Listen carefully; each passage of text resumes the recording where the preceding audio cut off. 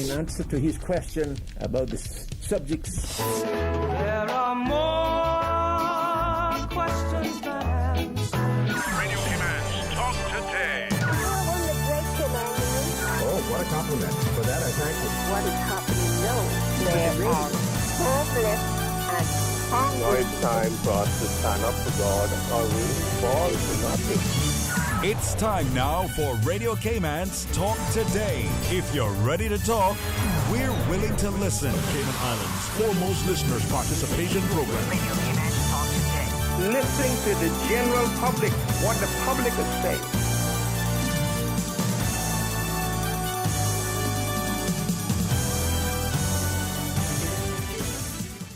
Good afternoon, Cayman Islands. This is Kathy Miller, and I'm filling in for Sterling Dwayne Ebanks this afternoon on Talk Today.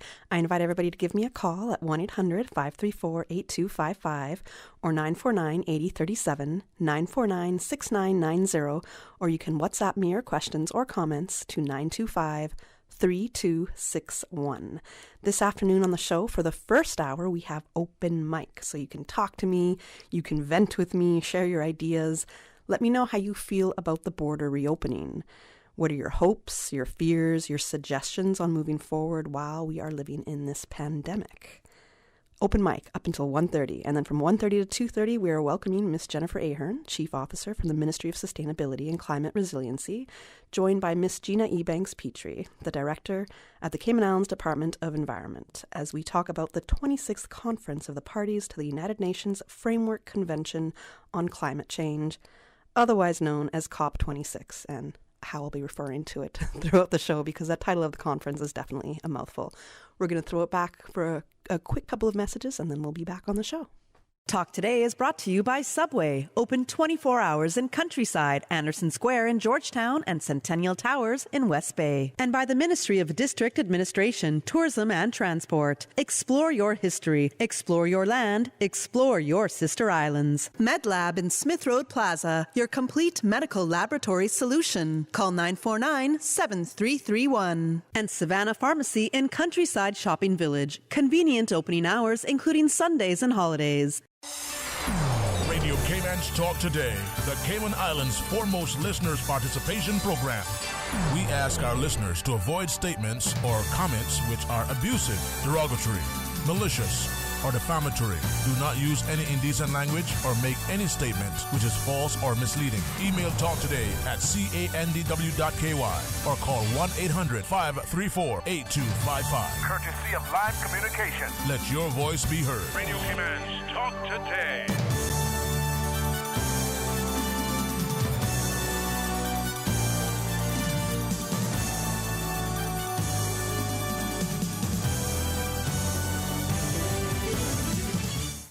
Good afternoon and welcome back to Talk Today. I'm Kathy Miller, filling in for Sterling Dwayne Ebanks this afternoon. And the first hour of our show, we're going to be having an open mic session. We were hoping to have perhaps the Minister of Tourism and Transport join us this afternoon, but I understand he also is preparing for a possible press conference. So we're going to hopefully be hearing from the Minister later today or possibly tomorrow. I know if they're listening to me in the ministry right now, they're going to send me a message saying, Kathy, none of this is confirmed. But that's who we were hoping to have here at Radio Cayman in their first segment this afternoon. So in lieu of not having him, we're going to be talking about, hopefully, the possibilities with the border reopening. How do you feel about that? How do you feel about the community cases in COVID, the somewhat rising numbers? They were rising and they petered off a little bit, and they seem to be rising once again. Again, we did have a long weekend and some celebrations going on, so I'm sure some of the community cases that came out of that were due to some of those gatherings. However, I also understand not wanting to be confined to your home or just home and work all the time. So I completely understand people's rationale for wanting to get together as well. I traveled recently. At the end of October, I got to visit the UK. And I spent 10 days in the UK, and I did not know what to expect. I've been very grateful for how things have rolled out so far in the Cayman Islands with how COVID has hit us. I know that the bubble we were in did protect us for quite a long time, over a year. We were very well protected, but it also had a significant negative impact on people who are involved in tourism and water sports industries. So we know that a bubble was great for us in one sense, and also it was really hard on our economy and on people who are depending on their careers, their profession in water sports and tourism to survive. I believe that our government is doing the best that they can with the knowledge that they have, following what other countries are doing and not doing, not wanting to make the same mistakes. We've never been in this position before, so it's quite easy to criticize and say, they're not doing this, they're not doing that. And sometimes I feel those same frustrations. But again, we haven't been in this position, and we do need somebody to lead us in a way that we can all make somewhat sense of, and to try to get through this pandemic together. So in saying that, seeing what we have been doing here in the past year and a half has helped the Cayman Islands. It's hindered us a little bit as well, but we've had to keep an eye out on what everybody else is doing and how this pandemic is evolving around the world. So during my travels, I wasn't exactly sure what to expect. And I thought that, okay, everybody's going to be just as cooperative as I believe we are in the Cayman Islands. I believe that we're a very cooperative society. There's not a whole lot of, let's say, rebellion against the status quo. And that's helped us in these past 18, 19 months. But also being able to travel outside and see how other nations are responding to the pandemic right now where they're at was quite eye-opening for me. And it was also super mentally relaxing for me. So being able to go away, I wasn't sure what to expect. I can tell you that perhaps twice at the most, leaving Owen Roberts International Airport, I was asked for my PCR results. So while I've seen on social media in various areas or various platforms, people are saying that the due diligence and making sure you have all your paperwork, all your tests together isn't the same everywhere. So upon leaving Owen Roberts Airport, I believe twice I was asked. I might have been asked at the security line. Definitely was asked at check-in. Other than that, I was not asked again. Upon entering the UK, I don't think I was asked once for my PCR test results. I don't even think I spoke to any airport officer, security officer, customs officer when I reached the UK. Everything was done digitally. I had to go up to a little kiosk and present myself, give I think a couple of numbers. I can't remember exactly how that process went. You know, you have to scan your passport. I'm sure a lot of us are used to that. But other than that, it was a really easy process. I thought leaving Heathrow was going to be a 4-hour process, and that I would spend at least one of my first, it was somewhat of a vacation day because I did go for education purposes, but I thought I was going to spend at least the first half of my day finally being off of Grand Cayman for the first time since the pandemic hit us. I thought I was going to spend most of that time in Heathrow, but I was completely wrong. That time went by. It was nothing. It was actually a lot faster than I've ever exited an airport before in my life. So I'm not sure if the pandemic has helped their processing procedures and in dealing with people. I'm not sure if that's helped them, or if it's just at the fact that really there was nobody on my flight. There's not a lot of people flying right now in general. People are still fearsome of it. So I'm here to say that it's really not that scary. When I went to the UK, what I did notice is while it is mandatory, apparently, and I say apparently because I didn't see this being enforced, while it is mandatory to wear masks in areas such as public transport, so anytime you take the tube or the bus or perhaps a taxi or a driver service like Uber or Lyft, then you have to wear your mask. It's mandatory. However, saying that, maybe 20 to 30% of people on public transport are actually wearing their masks. So I was one of them because I know people can be nasty when we go on public transport. Not everybody's clean. You don't know the environments that people are coming from, and they're in a very small, confined space, whether it's on the tube or the bus, and people are always touching things. So keeping that in mind, and I'm not really a germophobic, but I'm pretty aware of that cleanliness aspect, or lack of. So I made sure I'm going to wear my mask here. When it came to a shopping mall, when it came to somewhere like Oxford Street that is packed with people, whether it's tourists or just your daily workers down the Oxford Street area, London was packed. That's what I noticed. And in those areas, I wasn't wearing my mask. So I'd be in outdoor public areas, even indoor areas, inside shopping centers, in very popular department stores. Nobody's wearing a mask. I'm telling you that nobody is wearing a mask. There's very few people. And I'm not saying this to encourage you not to wear your mask. I'm saying this to paint a description of what I saw in the end of October when I was in the UK.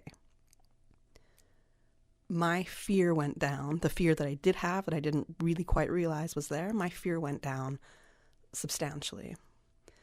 What I made sure to do always was to sanitize. When I'm opening a door or in a public restroom, which I would try to avoid as much as possible, when I'm sitting down at a restaurant table, whatever it might be, that is where I'm trying to sanitize the most, because I realize I'm in a public area. I don't know how perhaps the people might have cleaned or sanitized that area prior to me arriving, but I was trying to make sure that at least for myself, I'm doing the best I can to stay safe. And I think that's the most important thing. Yes, I could have worn my mask 100% of the time that I was there, but when I'm looking at how things are being done, how things are going, I felt safe enough that I didn't have to do so. In saying that, you have to do what you can to protect yourself. But to go out there, to travel, to get off the island and see how other people are living and how they're responding to COVID is so important. I don't mean just to get your stories from the news and the media, but try to get it from people that you know that are living overseas and how they're dealing with COVID and what they're going through and what their day-to-day life might have changed into now.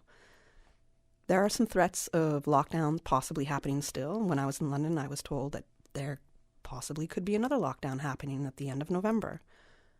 I don't think that London is there. I doubt that they're going in that direction. We are pretty much at the end of November. At least now we're more than midway through. I'm not hearing any more talk of another lockdown happening, so that's a very positive thing. We know that London is also, or the UK at least, has also relaxed a lot of their travel restrictions. So that's something else that I look at and I keep in mind. But for my peace of mind as well, when I was there, it was so freeing. I felt so relaxed. I wasn't around constant COVID talks. And even though right now I'm talking to you about COVID, it didn't seem to swarm my mind like it does in the Cayman Islands. I feel we are very, very, very focused on COVID, and understandably so, since it has hit us the hardest since this pandemic has started. We are really starting to feel those numbers and those cases increasing in Cayman. So our reaction is a lot different right now. But if we're able to go overseas and see how other people are living and coping, this might bring a lot more peace to you. And that's what I encourage people, is just to try to experience what's going on in other places and how people are handling it. And don't pay attention to the fear so much. Yes, protect yourself, do what you can to stay safe, but don't listen to the fear. Don't feed the fear so much. And on that note, I'm going to leave you with our first commercial break. Savannah Pharmacy. Shop local and get a head start on your Christmas shopping. For ladies' handbags, clothes, shoes, fragrance, candles, and cosmetics with the newest Farmhouse Fresh line of skincare.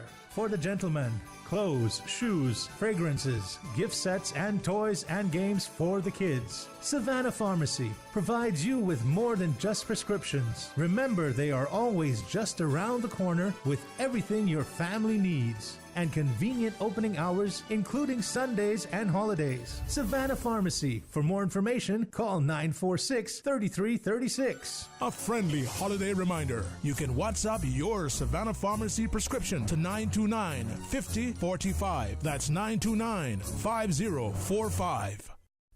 Freedom, Cayman Brack. Freedom, Little Cayman. Soft breezes, blue waters, no traffic. Unwind and rejuvenate your mind, body, and soul. Sister Island Staycations, a taste of freedom. Discover all that our sister islands have to offer. Join the Cayman Islands National Museum in celebrating their 31st anniversary. Cayman old times are back again. Cassava cake and cold swanky.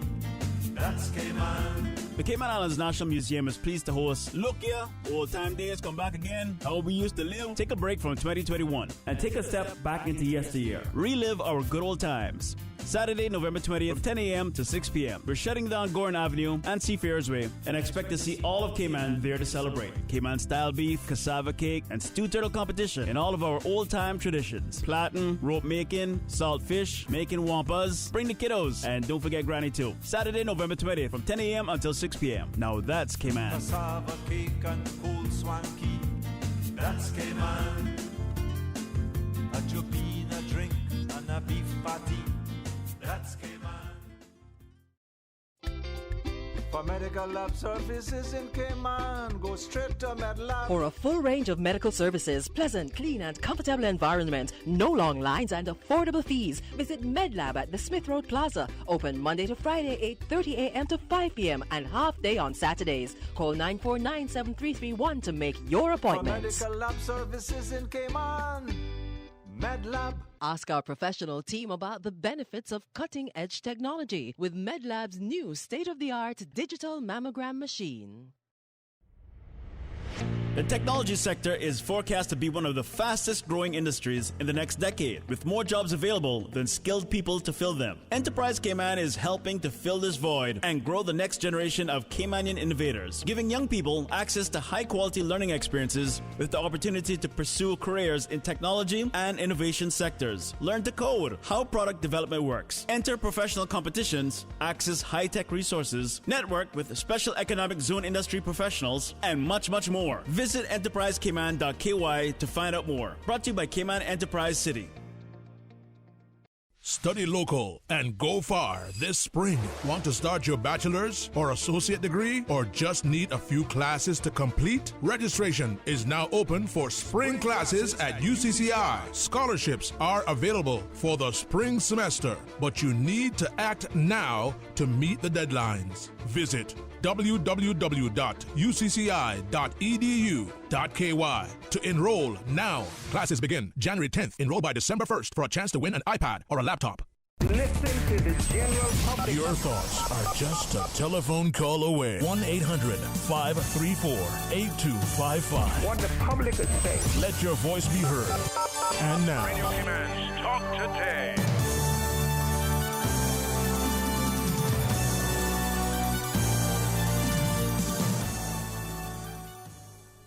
Good afternoon and welcome back to Talk Today. I'm Kathy Miller, filling in for Sterling Dwayne Ebanks. We have open mic until 1:30 this afternoon. I'm encouraging you to give me a call, talk to me. Give me a call at 1-800-534-8255 or 949-8037, 949-6990, or you can WhatsApp us at 925-3261. Before the break, I was just explaining, trying to describe to our listeners what my experience in the UK was. And while I was explaining to you how I had behaved and what my reaction to COVID after being in our bubble for the past 19 months or so, what my reaction was like, that's my reaction and that's how I behaved. Please keep in mind that I am not encouraging anyone not to be safe, or to not wear a mask. I completely believe in wearing your mask. There are still people dying every single day all around the world. And we know in the Cayman Islands in the past few days, we have recorded 2 deaths under COVID. As I understand, one of them, the first death that was recorded this week, which was, I believe, death number 3 under COVID. The deceased had a complication, but because they were also positive for COVID-19, that was counted as a COVID-related death due to, quote, standards. They're a part of the hospital policy. So for reasons that I still completely do not understand, it is due to the hospital standards as to why certain deaths are recorded as COVID deaths, even though that might not be the exact reason for the person's passing. So in saying all that, we know that COVID is hitting us hard. I only have from the explore.gov.ky website the numbers that were reflected on the 16th of November. And I know they've been updated, but they're not actually updated on this site, so I don't want to give any misfigures here. Susan might be able to pull it up, so if she does, I'll let her give me that information in a minute. But as of Monday, there was 3,340 active cases of COVID in the Cayman Islands. 1,573 of these cases have been recovered. 21 people are hospitalized, and 3,319 they're not in the hospital. So out of the 3,340 that was reported on Monday, 21 of those people are hospitalized. Every day we know that we're reaching more positive cases. So I think we can safely say that number is up at least a couple hundred from what was reported on Monday on the explore.gov.ky dashboard for COVID. And in the sister islands, as of Monday, there was 8 new cases. There's 60 active cases and 45 people that have recovered in the sister islands. Our vaccination numbers are at 81%, or 57,357 people have received at least 1 dose, and the number of people who received 2 doses is 55,157, or 78% of our population. In total, 119,435 COVID-19 vaccinations were given in the Cayman Islands, and that is of November 11th. That's what the stats are there. Again, you can find this information at explore.gov.ky. They generally do give you the daily updates, the dashboard updates on the COVID numbers, the vaccination numbers, people who are hospitalized, the number of PCR tests being conducted, a weekly trends report as well. So if you want to be up to date more so on your information or want to check on that, definitely use explore.gov.ky as a resource, or you can always tune into Radio Cayman and check out our headline news, our evening news, our noon news, our 8 a.m., 7 a.m., because we're always giving that information in all of our news broadcasts as well. We keep reminding the public of what our situation is looking like in the Cayman Islands.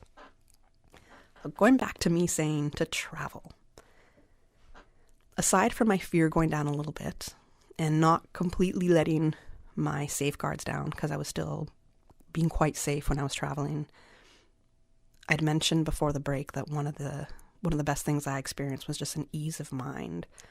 So my fears surrounding COVID went down a little bit, because when we're amongst our community, and when we didn't have COVID, we had a lot to say about it, but we really weren't experiencing it. We were in a bubble. We were in the fishing bowl looking out at the rest of the world. We were very protected. We were trying to make our own logical arguments, a lot not so logical, and I'm sure you can find most of those on Facebook. And the thing is, we're having a discussion, and that's the most important part, is everybody really sharing their thoughts on this. No matter how left field some of these thoughts might be, they're still valid. They still need to be said and considered. And then we have a lot of thought and a lot of talk coming from vaccine experts, scientists, doctors, people who study pandemics, have built their life around studying pandemics, and as I said, are experts and professional in this. We have to take not a grain of salt. We have to take what they say, what our logic says, our research says, what the far left people have to say, and try to make sense of it the most. Because every argument should be listened to and should be presented and should be dissected and examined.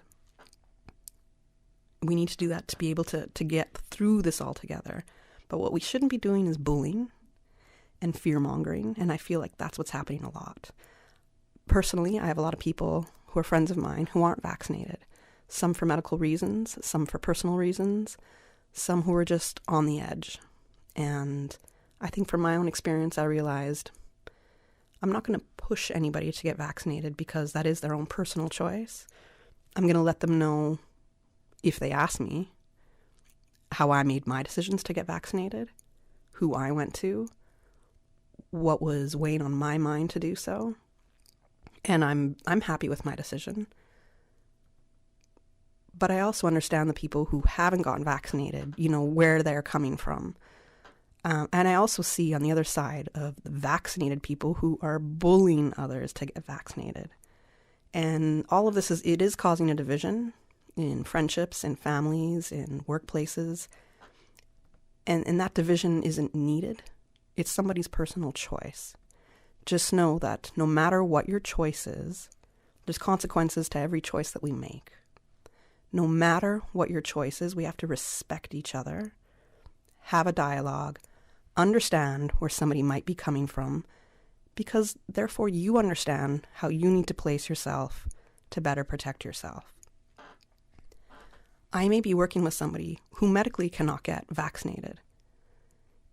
I would like to know that about them if they did disclose that information, because I want to know how I can also best protect them from the possibility of catching COVID-19. Because even though I am vaccinated doesn't mean I can't catch the virus and pass it along to somebody else. And I don't want to be responsible for passing this virus along.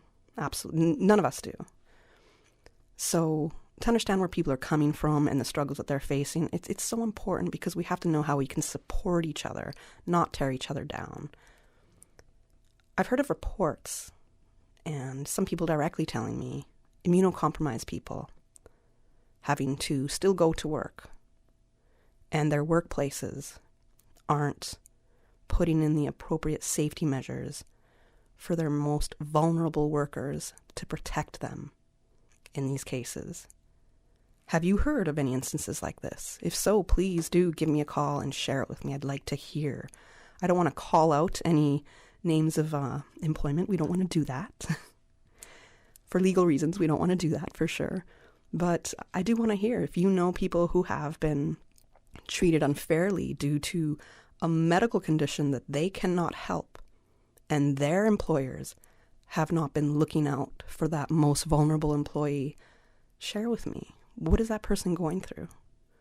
What are you trying to do to also help them to stay safe? How are you trying to stay safe and make it a more comfortable environment for the immunocompromised people that are out there?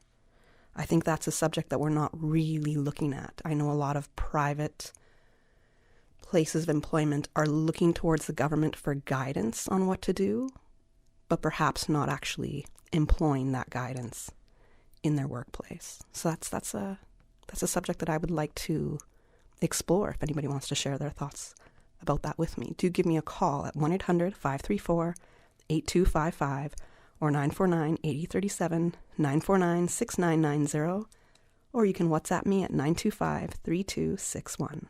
Quick commercial break, and then we'll be back on Talk Today.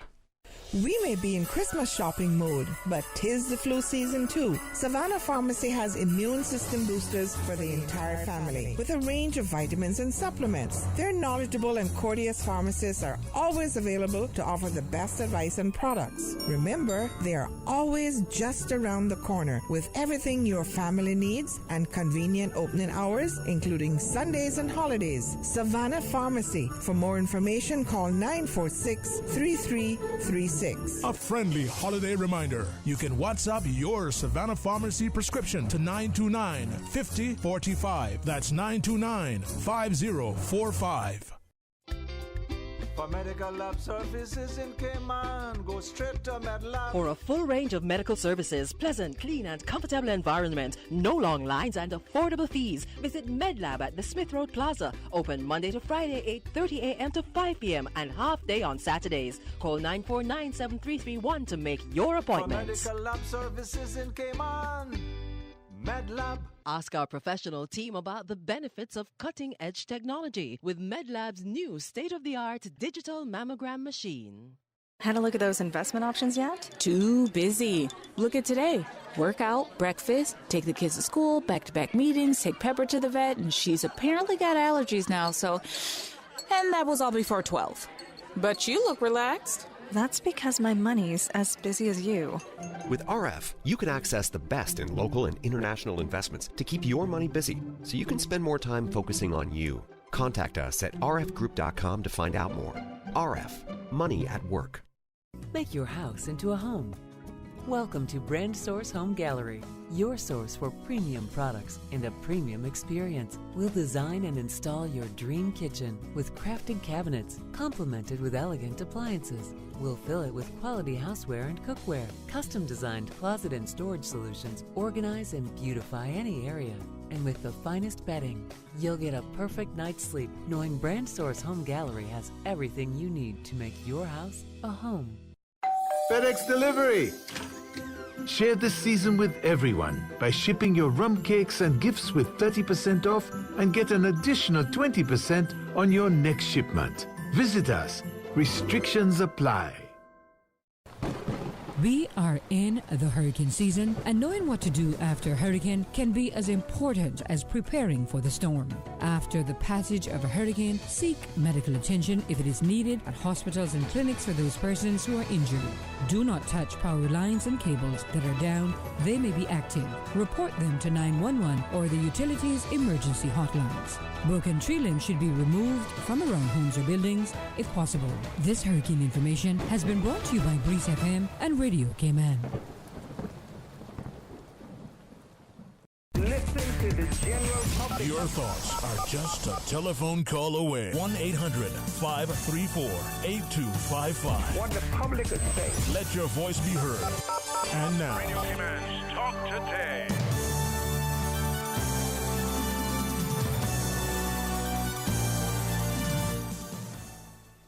Good afternoon and welcome back to Talk Today. I'm Kathy Miller, filling in for Sterling Dwayne Ebanks. We have open mic until 1:30 this afternoon, and then from 1:30 to 2:30 we will be discussing COP26, the 26th conference of the parties to the United Nations Framework Convention on Climate Change. Joining me in studio from 1:30 to 2:30 will be Ms. Jennifer Ahern, Chief Officer from the Ministry of Sustainability and Climate Resiliency, and Ms. Gina Ebanks Petrie, the Director of the Cayman Islands Department of Environment. So we'll be welcoming those ladies in about 45 minutes or less to talk about COP26. Back to the open mic session that we're having. So I'd mentioned before our break what some of the COVID positive case numbers are in the Cayman Islands. There's 21 people hospitalized currently. We know that we had a couple of deaths in the past week that were marked as COVID-related deaths, even though the people didn't necessarily pass away from COVID.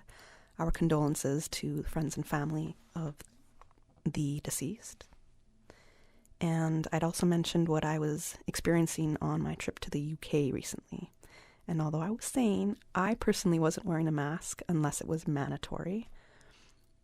What I did notice was that my fears had gone away. So the mental peace that I had prior to this pandemic hitting, it returned.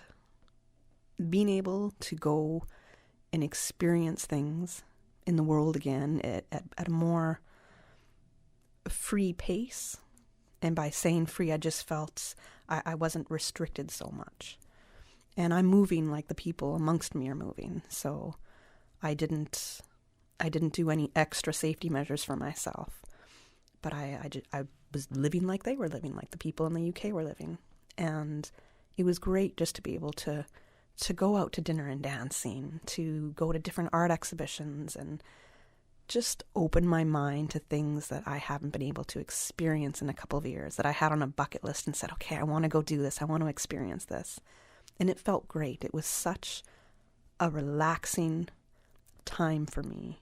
And even though I went for my graduation, so education purposes, and it was anxiety driven in that sense because I didn't know what to expect on the day, and again, all the different protocols that are involved now due to COVID-19 and making sure that I'm in compliance with all the new regulations. Besides that anxious part of the trip, it was such a freeing process, and I really, really enjoyed it.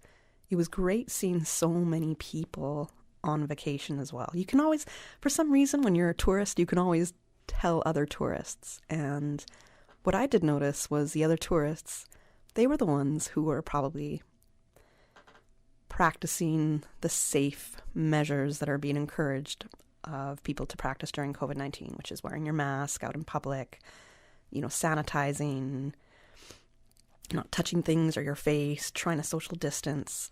So I noticed that, I would say, from the tourists more so, because tourists, we do stick out a little bit. And I'd have to say that was something I admired, because it was still, again, people not knowing what to expect in a new place. So you're still being respectful of what the conditions might be. You're still protecting yourself, protecting the people around you. And you're still out there trying to enjoy what the world has to offer. And I think we really have to remember that. Yes, this pandemic has hit us. It paralyzed us for almost a couple of years. It could have been a lot worse, especially for us in Cayman. And while it seems bad in this moment, we have to get through this hurdle, and it will smooth out, and we will be okay. I completely trust that we will be okay. So I encourage you, if you have the opportunity to travel, if you have tickets, credits for tickets and vacations that you had to cancel because you couldn't leave the island, or financially you couldn't afford to after COVID hit us and it moved a lot of us in ways that we didn't expect to financially. So if you can afford to get off the island even for a few days, I really, really encourage it, because it'll be peace of mind for yourself. You get to see how other people are living. You get to see how COVID protocols and regulations are being practiced in other areas. And you also get to bring back this knowledge and experience and share it with the people around you, and hopefully bring some of their fears down. Because no matter what, we have to push past the fear. We have to have the faith that things are going to work out. Just do your due diligence. Just make sure you are taking care of yourself, your loved ones, your family. Try to do what is required of you. And even though I know it does not feel good wearing a mask all day, but you have no idea who you're protecting. It could be an immunocompromised person that you are sitting beside in the office. Somebody who has, I think it's a 400% chance greater of dying compared to somebody who's not immunocompromised. That's a startling statistic. And I say approximately because I know it's somewhere up there. Having read this, because I do have immunocompromised friends, and their state worries me, and I wouldn't want to do anything that would put them at risk. So, in saying all these things, if you can afford to travel, do it. It will ease your mind. It'll feel great. Your spirit, your soul will be renewed. You'll come back to Cayman thankful for what you have experienced, and thankful for what this country has done to help band us through this pandemic, get us to the point that we're at right now. And we have another next really big hurdle to get through, which is our borders reopening on 20th, which is this Saturday. Is it Friday? Today's the 18th, so I think Friday. Oh, Saturday. I'm not even sure what day it is anymore. All right. So our borders are opening. Yes, how do you feel about this? How do you feel about no quarantine for people who are securely verified or vaccinated? What does it mean to be securely verified with your vaccination? Is that even still a thing? Because I feel like that was a 2-3 month phrasing that they were pushing on us, securely verified. And that was a big stress, because for people traveling to Cayman, securely verified could mean if you got your vaccine, as I know from some people, in a CVS or in Canada, it could have been like a Shoppers Drug Mart, or I think Shoppers Drug Mart. I forget what the other drugstores are called in Canada right now. But if you went there, you could get a securely verified vaccination. But I know some people who went to their doctor and that wasn't considered a securely verified vaccination. So how do we decide what is securely verified and what is not? And why is that still a thing? And how are we explaining that to travelers who are coming to the Cayman Islands? I believe we might have a caller. All right, let's take the caller. Good afternoon. Thank you for calling Talk Today. Hi, good afternoon, Kathy. How are you? I'm great. How are you doing? Doing really great. I wanted to comment on your dialogue there about traveling. And like you, I had to travel for family reasons to Canada, and I left for 2 months. And I also experienced the fact that the world is not as scary as we thought it was from being in our bubble here in Cayman. It wasn't as scary. I found a lot of friendly help along the way. But I also found some of the issues that we're facing now in Cayman, I actually faced when I arrived in Canada.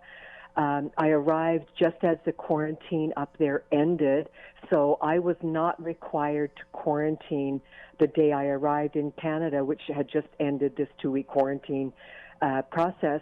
However, I was concerned about my friends and decided to, quarantine myself for 5 days and sleep and rest. So what I found from being out in the world is that you really have to make your own decisions to keep yourself safe. And most people are complying. Kathy, when I flew back, I had to actually overnight in 2 hotels, one in Toronto and one in Miami. So talk about a little fear factor. But again, most people were abiding by the regulations, wearing masks, and was safe to travel. And I really know what it feels like to be here and to be afraid of the world. But the world is actually doing okay, and I think the fear that we're feeling here as we open is based on the fact that we haven't had that contact. So for you and I, we've gone out. It's not as dark and stark as we thought it would be, and I want to encourage people here to continue to just do what you've got to do for yourself to be safe. I think it's really important. The numbers climbing are a definite concern to me. I'm limiting my social gatherings, but that's just my choice. I'm just surprised we don't have to do that yet. I'm such a social person. That's a hard one for me to do, but I have adapted to also limiting my social gatherings. Sure, and social for me now is outside. So I just missed a birthday dinner. It was inside. I said, no problem. I'll catch you on the outside event. So I think we still have to be very vigilant in Cayman to really protect ourselves. But I'm glad you got out and we can share with other people that the world is still friendly. Absolutely. Dawn, I want to ask you at the beginning when you started talking, you said that what you would notice when you first got to Canada is some of the issues that we're now grappling with here. Could you further explain? Sure, because they, on my date of arrival, they had just ended the mandatory quarantine. So I flew in and just showed my vaccine, had to insist on getting a PCR test, which they finally gave me. And then the people there were grappling with, okay, nobody's quarantining, how do we handle it? And they did. Why did you insist on the arrival PCR? Well, because it was mandated upon arrival that you must have a PCR test, whether you're vaccinated or not. And anybody that's traveled to Canada or anywhere recently, there was a lot of work to prepare. So I was amazed when I got to Toronto Airport that they didn't want to give me a PCR test. And I literally had to insist on it, and they finally gave me and did the test. And then I flew on to my final destination. So there's always some little slack area I discovered, but that's human nature probably. Yeah, it's interesting because in the UK for me, I did have to do a PCR test on arrival, but it had to be within, I think it's 48 or 72 hours, I can't remember now, of arrival. So I arrived on a Monday morning or Tuesday morning. I think it was Wednesday morning I ended up having my PCR test. I needed one anyways to get into my graduation function. Sure. So and it fit within the time frame that my social event PCR testing was needed. But that was needed at least when I traveled October 18th to the UK. I still needed an arrival PCR. And thinking upon my return to Cayman, they would test me on arrival as well, but they did not. Interesting. So those are the kind of red flags for me. I have to be honest. I think we have to be very vigilant, even if you're vaccinated, because we're human beings and these little areas are gray and we need to be personally responsible for ourselves. Absolutely. Yeah. I think I do have a bit of a concern, Kathy, I have to share. I spoke with friends in New Zealand that are in their 13th week of lockdown, and I'm just concerned with our increasing numbers, why there hasn't been more restriction on numbers in gatherings and stuff. I'm completely baffled about that. That's just my viewpoint. I think the mask and hand washing is all great, but boy, in Canada, when numbers pick up, they usually close things down for a couple of weeks to get on top of it. So just a little concern about that here, that we're really like snowballing a little bit. Ooh, and I understand where your concern is coming from. And for me, I felt that measure of going back to 250 people at I think it's 250 at an outdoor gathering now, that got changed like third week of September.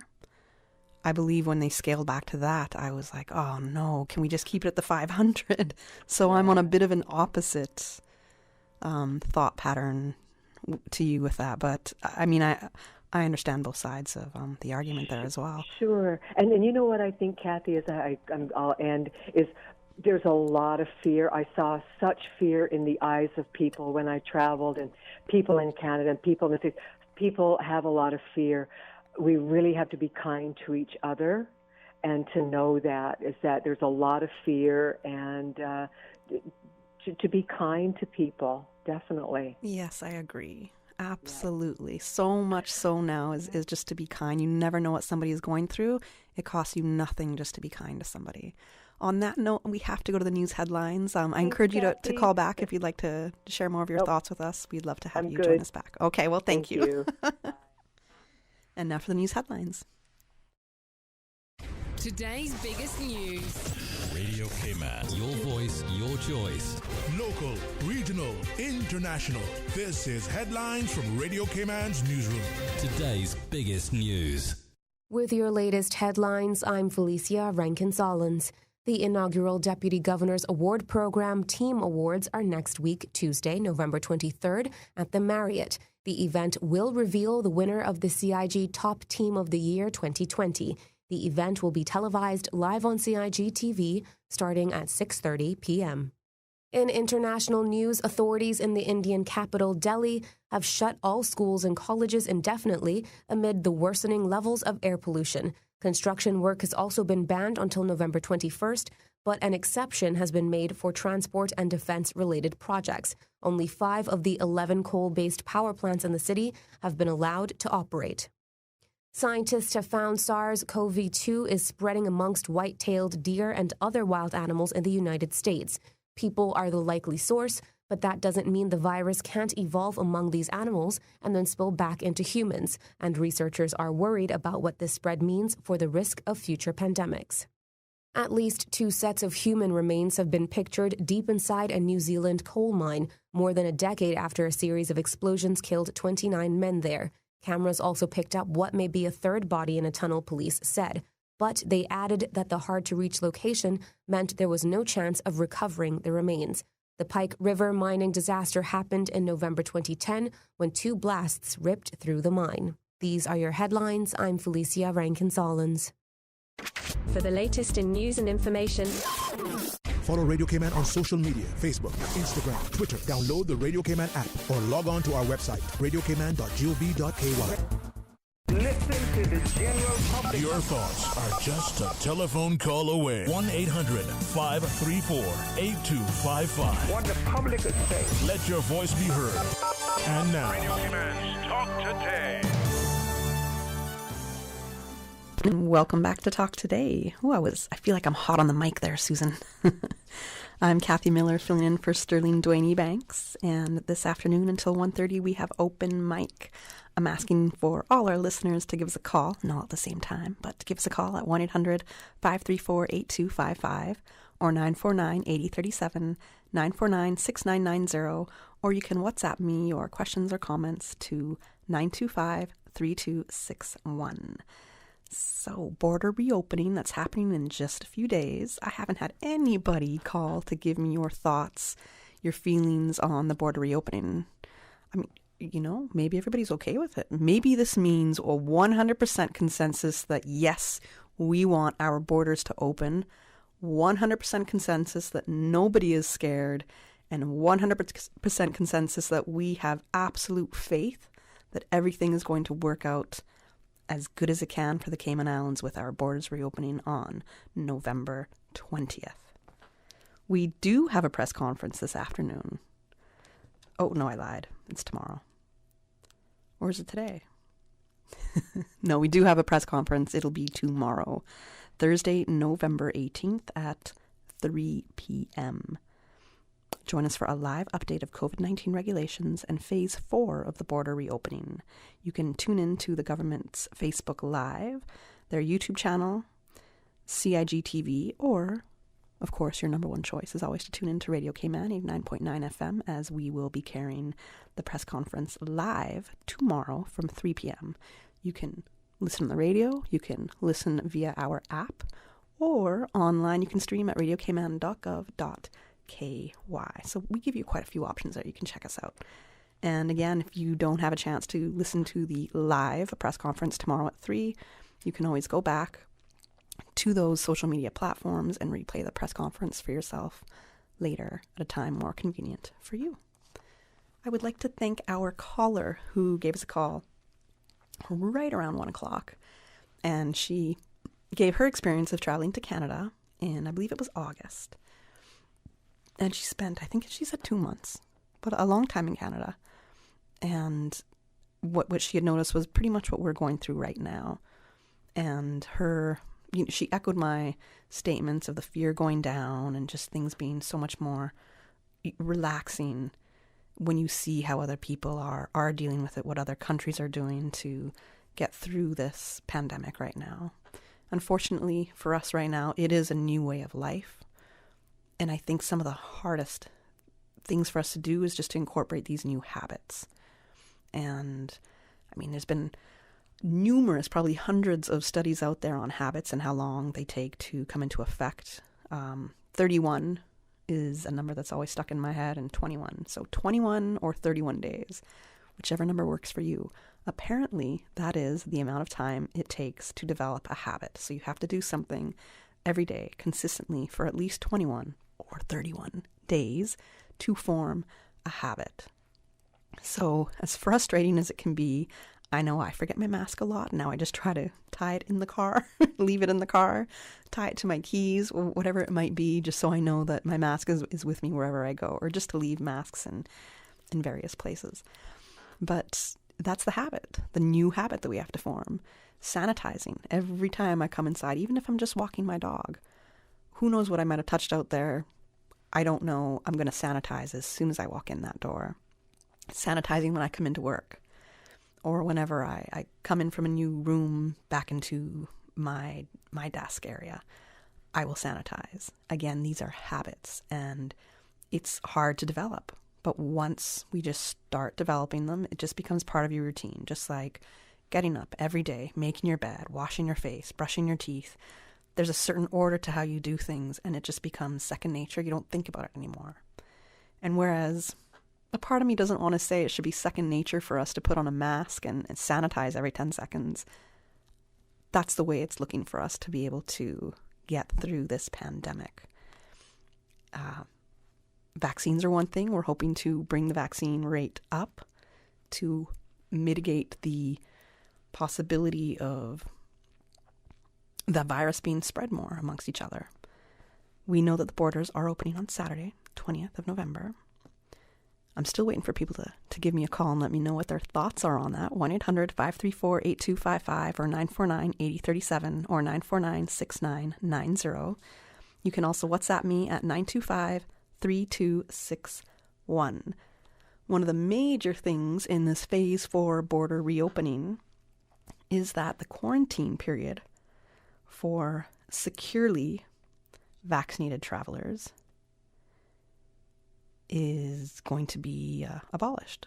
So if you have been securely verified as a vaccinated person, you will no longer have to quarantine in the Cayman Islands if you are traveling here. There is a 14 days quarantine for unvaccinated adult travelers and travel parties with unvaccinated minors. So, if you are a parent or a guardian and you are fully vaccinated, but you have children that are not vaccinated, you and your family that are traveling here will still have to vaccinate for 14 days. Very important to keep that in mind. We do know now that Pfizer is available for children, I believe it's 5 years and older. So I know that some families are looking to get their children vaccinated. I know some people who have started that process with their children already. So hopefully that will be more peaceful for parents who have to deal with COVID hitting their children and their kid catching the virus. That's got to be a very hard thing to deal with and understand, because we've never had a pandemic hit us before. We've never had a virus threaten the entire world like this COVID-19 virus is threatening us. So parents with children, I don't have children. I cannot even fathom what you are going through, what the thought processes are, how you're dealing with the school lockdown periods and quarantine periods. I just know that it has to be very, very hard. If you are thinking of getting your children vaccinated, know that it is available for children, I believe 5 and older. And if you are looking to travel, at least in the Cayman Islands, if people are coming here, their children need to be vaccinated if you do not want to quarantine. If your children are not vaccinated, you will have to quarantine. Keep in mind that in many other countries around the world, they're also bringing this measure in. So you can be vaccinated as the adult or guardian, but if your children are not, you will have to quarantine. So keep this in mind as well if you're looking to travel. Always look to see what that country's rules and regulations might be. There is a 10-day quarantine for non-securely verifiable vaccinated travelers who are traveling from a country with the vaccination rate below 60% for the first dose of the vaccine. Now that seems like a mouthful. So for countries that have a vaccination rate below 60% for the first dose, there's a 10-day quarantine period for those who are non-securely verified. What if you are securely verified and vaccinated and you're coming from a country with a below 60% vaccination rate? Do you still have to quarantine for the 14 days? That wording is not clear to me, as I see on the exploregov.ky website.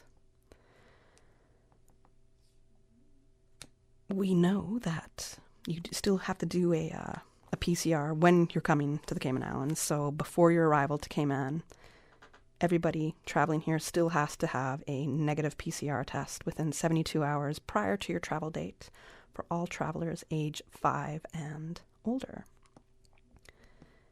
If you have to go into quarantine, there is an exit PCR test for quarantine. And having done that myself, I had to do the 7 or 8 days quarantine. We were tested on the 8th day. From what I understand and what I asked is, are we making travelers a priority? Are we testing them in the morning and ensuring that they can get out on that 8th day or 14th day as quick as possible? And that was my experience. They did test us in the morning, and by evening, 5, 6 o'clock, I got a phone call and we're out. So I was quite happy with that. So there is still an exit PCR test if you're coming out of quarantine and you have to, well, if you're unvaccinated or you're not securely vaccinated and you have to do the exit PCR test, that still is in play for the Cayman Islands. I believe we have a caller. Good afternoon. Thanks for calling Talk Today. Hey, good afternoon. How are you? I'm great. How are you doing? I'm good. Listening to your comments there, and I want to agree with everything you're saying. We have never experienced such a pandemic as what we're going through now, because the whole issue of what we are experiencing is going right back to biblical times. The Bible speaks about pestilence, famine, and diseases that will come on the earth. And that's basically what we are dealing with. Other countries are dealing with pestilence, countries are dealing with famine, and the entire world is dealing with a plague. Actually, it's like I said before, with Sterling, this is a plague. It's not something that we can wipe off with alcohol and say it's gone. Right. It'll be here. It'll be here as long as polio was, or maybe longer. It left the time to tell. But getting to this topic of our country's opening, well, I would like to say right now that I hope that this, I call it we government that we have today, I hope they are happy, because come Saturday, there is no turning back. There is no looking back. Because when they go forward with what they are putting against the Caymanian people, for the government to balance off with their revenue, we are going to be on a bind where there's going to be a lot of crime. But it's going to be too late. And the government doesn't understand that, because they are looking in one direction, and that is financial growth back into our country, and they're not worrying, if you ask me, about the people. We can have the people coming in our country, yes, but where are the Caymanians going to be? The Caymanians going to be left high and dry, wondering if they're going to survive, or wondering if their family's going to survive, their kids going to survive. None of these so-called leaders that we have, they can say what they want over the radio, over the YouTube channels, and make themselves sound like they're experienced in knowledge. But I was listening to the opposition leader, and that man has knowledge, he has wisdom, same like something that this government we have now, leaders, don't have. But come Saturday, like what the old people will say, all hell will break loose, and they mightn't want to admit it. But the day that you see these cruise ships comes back into Grand Cayman, these flight startings come back into Grand Cayman, the growth of positives gonna be so rapid that they're gonna wonder, where did they go wrong? The question is, where did they go wrong? They jumped on the horse before they took the time to tame the horse. And I speak concerning each and every one of them that are in leadership of this country, that they need to stop what they're doing, thinking about themselves, and think about the Caymanians and put them there in power. I'm quite sure if the people knew that this would have happened to those that are in power today, I'm quite sure the tables would have been turned in a different way. Well, I can't really comment so much on the last part of what you just said, if we had different leaders in power. However, I would like to know, caller, if you're still there, you had made a couple comments. One of them was, come Saturday, everything's going to happen, the cases are going to happen at a much more rapid pace, the COVID-19 positive cases. And what I'm gathering is that you don't think we're ready to open. And if I'm correct in my thought, what do you think has to be done? You're correct in your thoughts, but I am basing these three little islands comparing to bigger countries around the world that thought they were ready, that thought they were prepared, and they've gone right back into lockdown.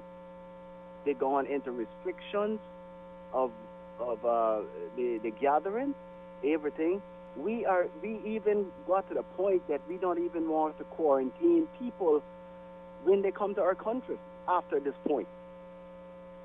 I don't get that. I don't get that. Where is the protection for the people? You got people coming in. It doesn't matter which country they're coming in from. You can be coming from Guam. It doesn't matter. But they have to be guidelines set. You can't take away the guidelines in a time as such and say, oh, when the travelers come in here, when the ones coming in here by plane or coming in by the cruise, well, the ones that come in by cruise, they're in and out by 6 o'clock that evening. Well, we don't even have. That's not even happening in Phase 4. That's still not allowed. Yeah, that's not allowed yet. Yes. It's not allowed yet. But remember, the biggest financial gain in the Cayman Islands is tourism through them cruise ships. Yes. And Carnival has already cleared the Cayman Islands on their travel list to travel to Carnival. And they're ready. As soon as the Cayman Islands open, they're cleared on their paper. As soon as the Cayman Islands open, their ship is coming into Georgetown. So when those 2,000 plus people come in, because they restrict the crowd on them ships from the capacity, full capacity to half capacity, but when you got 2,500 people coming off onto your island, there's no quarantine for those. There's no vaccination on the pier waiting to be stuck in their arm to say, okay, you can walk through and go to the turtle farm or whatever. We are setting ourselves up for disaster. But we fail to see what lies ahead because we're too busy trying to get where we can't reach. And until the people understand that point, we will always be in a problem in this small little country. That's something of such magnitude. You can imagine. Take, for instance, Cayman Brac. Little Cayman. Grand Cayman has a little bigger population. That disease could wipe this Cayman Brac Island and Little Cayman Island completely in a matter of days, in a matter of weeks. Could be wiped out. And you're going to sacrifice your people for the love of the money to come into the country and don't calculate these things down to the point of where you said, listen, should we jump the ship and go into this thing right now, or should we give it another time? Watch and see what's happening. Look at the Prime Minister of England. Right now he's concerned because he said on the news, there's a black cloud hanging over Britain because of the rapid rate of the COVID spread right back as they opened up. Now he finds himself in a bind, wondering what to do. The only thing he can say to the people, and he said it right on the international news, vaccinate yourself. That's the only thing he said that could help the people. We can say vaccinate, yeah, but aren't the people going to still see how to mingle in the vehicles, go into the turtle farm, go into Stingray City? Don't they still have to mingle among people? Don't we go to the store? We still got how to mingle with these foreigners that are coming into the country, no matter what country they come from? These are the things that our people should stop and realize. Yes, we need to open. I'm not against that, but I am against the rapid rate of how we are reopening and not considering what's going to happen in the future. Okay, so thank you for your comments so far. So you definitely want to keep the quarantine protocols in place. That shouldn't be. It shouldn't be down to 5 days. It should have been, I think someone was speaking earlier, one lady was talking about the quarantine. I don't remember if it was you or the other lady was speaking about what the quarantine days was before, and now they're down to basically almost, they will do away with it completely.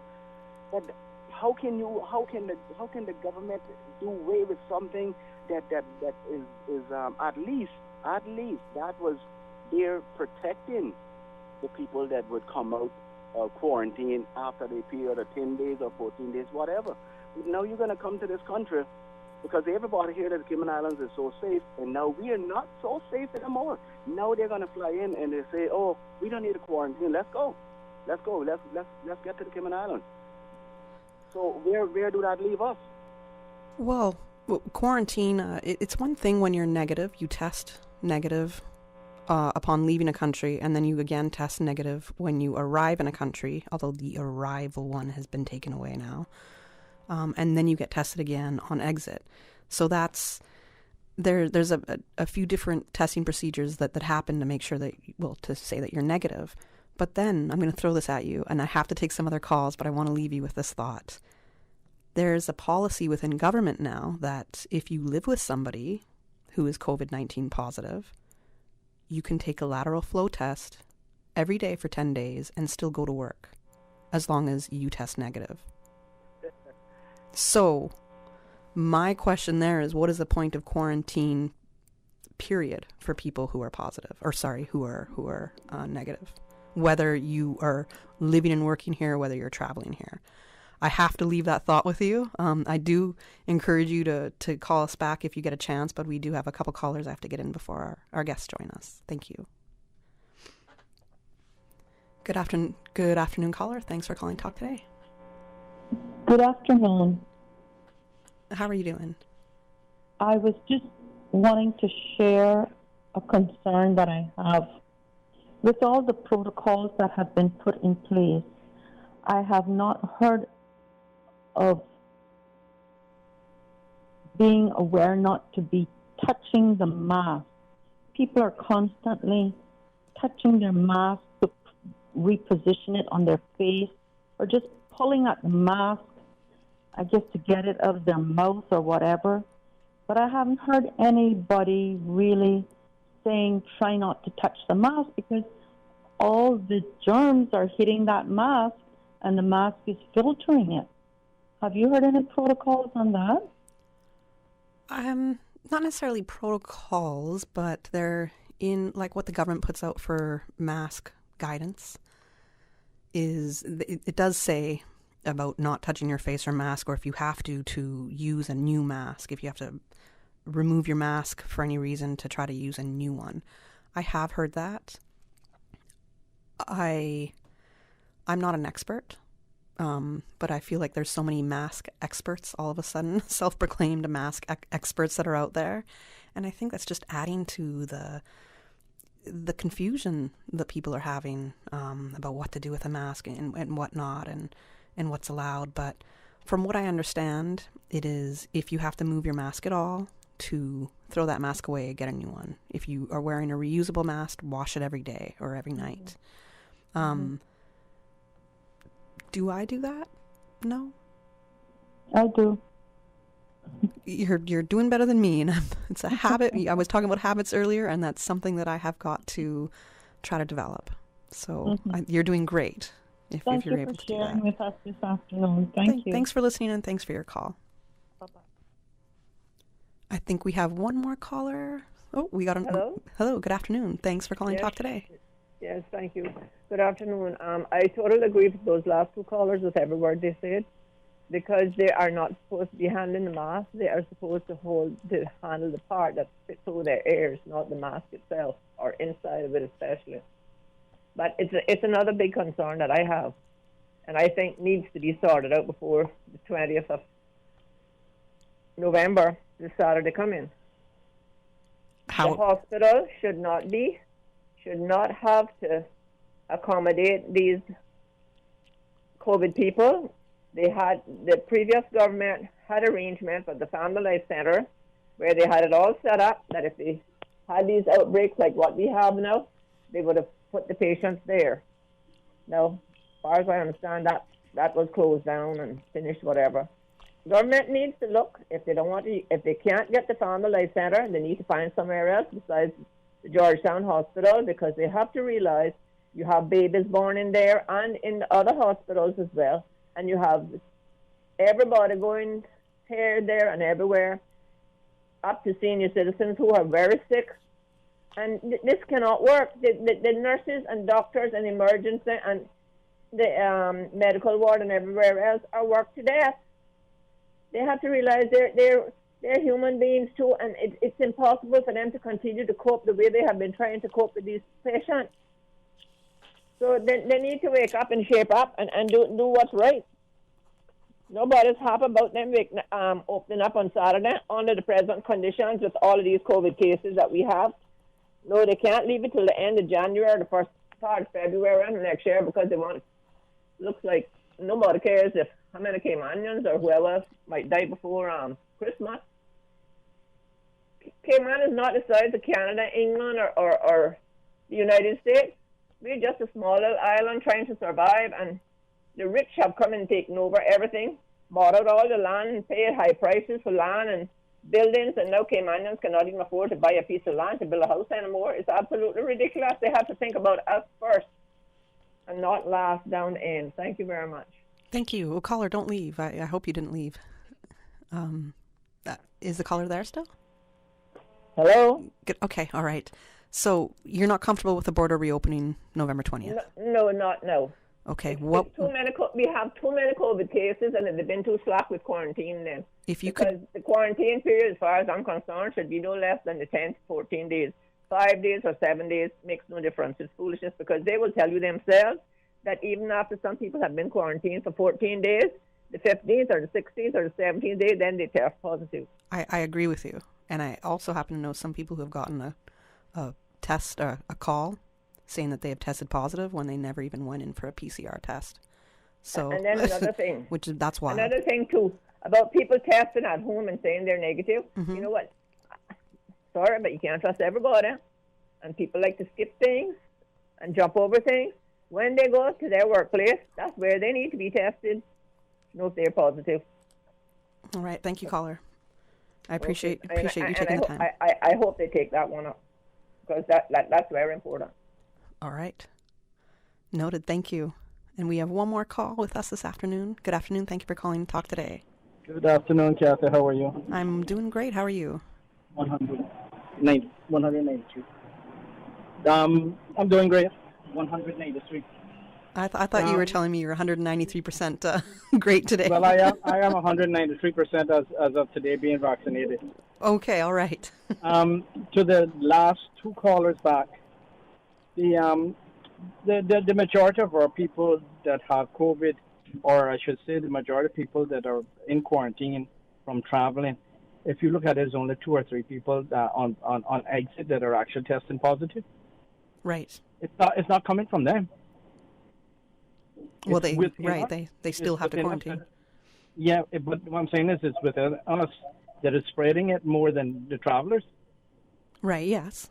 That's what we know now. It's definitely community cases. That's how it started. It wasn't even through tourism the COVID started in September. That was a community transmission. So I don't see the problem with opening up and them having the restrictions that they have to be vaccinated. I can leave you at that because I know you got guests coming in. I do, but I have one question for you. Sure. Is there any suggestion that you would have towards government in the opening up of what they could do to make it better? Well, all they have to do is watch and see what's going on. That's it. Because you have to do something. And you stated it that you went to England and nobody was wearing masks.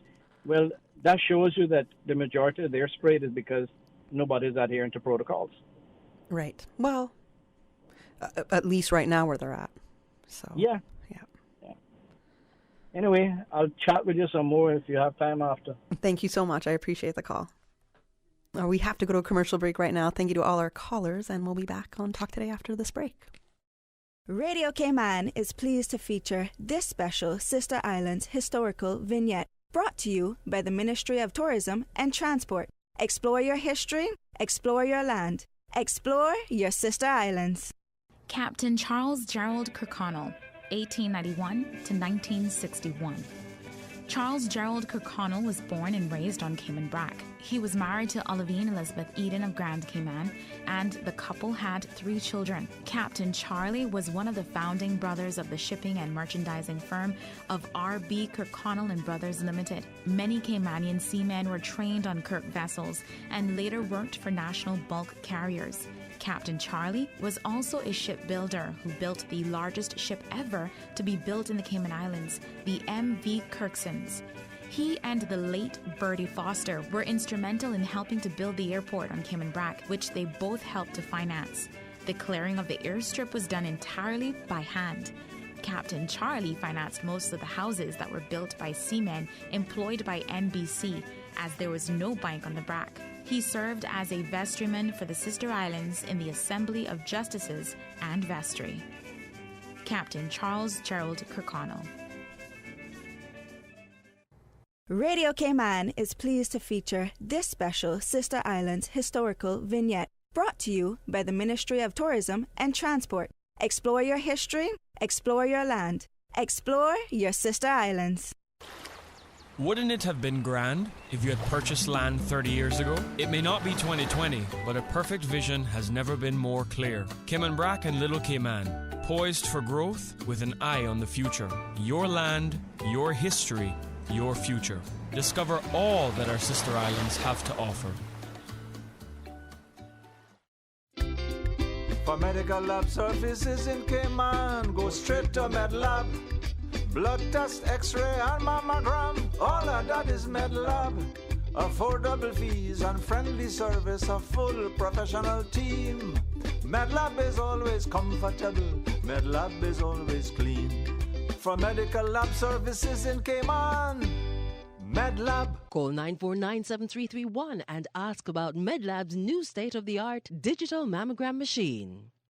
Here's where you can get your Rotary Central Music Extravaganza tickets to win $40,000 and more. Rotary members, authorized ticket sellers, eventpro.ky, A.L. Thompson's Home Depot, Funky Tanks, Rubis, Walker's Road. Here is where your support for Rotary Central Music Extravaganza works for our community. $50,000 committed to Loud Silent Voices, a mental health service, a Rotary Central signature project. The Lightning Cleanup Brigade at the Botanical Park after Tropical Storm Grace. $5,000 in support for the Cayman Islands Crisis Center. Support for the Bridge Foundation Halfway House. Supporting bicycles for the needy. Supporting the Cayman Islands National Disaster Fund. Rotary Music Extravaganza community service at its best. Funding over 70 projects since 1995. Rotary Central, Cayman Islands, registered not-for-profit number 232. Rotary Central, serve to change lives. You see how hard it's raining? Yeah, and I don't have time to fight traffic and get my lunch from Subway. I have so much work to do. Why don't you order Subway by using the Let's Eat or Bento app? Save time, stay dry, and get your sandwich fast. I never thought of that. Great idea. I'm going to order now. Order me a veggie pizza while you're at it. And a cookie platter for the office. Too busy at work or home? Is the rainy weather stopping you from dining out? Order your favorite Subway sandwich, wrap, or pizza through the Let's Eat or Bento app with fast and reliable delivery. Subway, eat fresh.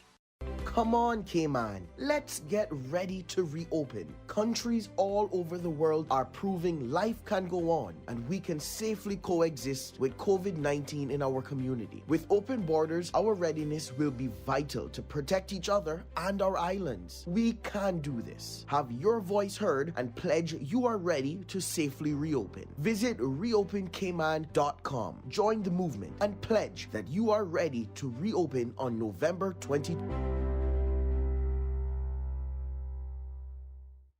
Savannah Pharmacy. Shop local and get a head start on your Christmas shopping. For ladies' handbags, clothes, shoes, fragrance, candles, and cosmetics with the newest Farmhouse Fresh line of skincare. For the gentlemen, clothes, shoes, fragrances, gift sets, and toys and games for the kids. Savannah Pharmacy provides you with more than just prescriptions. Remember, they are always just around the corner with everything your family needs. And convenient opening hours, including Sundays and holidays. Savannah Pharmacy. For more information, call 946-3336. A friendly holiday reminder. You can WhatsApp your Savannah Pharmacy prescription to 929-5045. That's 929-5045.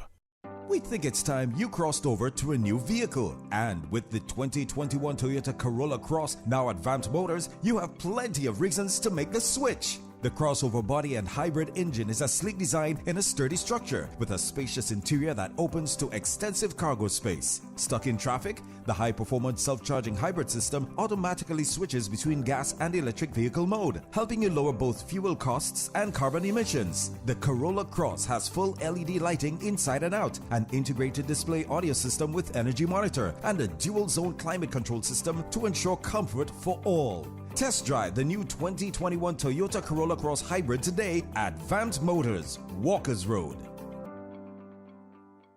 Listen to to the general public. Your thoughts are just a telephone call away. 1-800-534-8255. What the public is saying. Let your voice be heard. And now, Radio Cayman's Talk Today.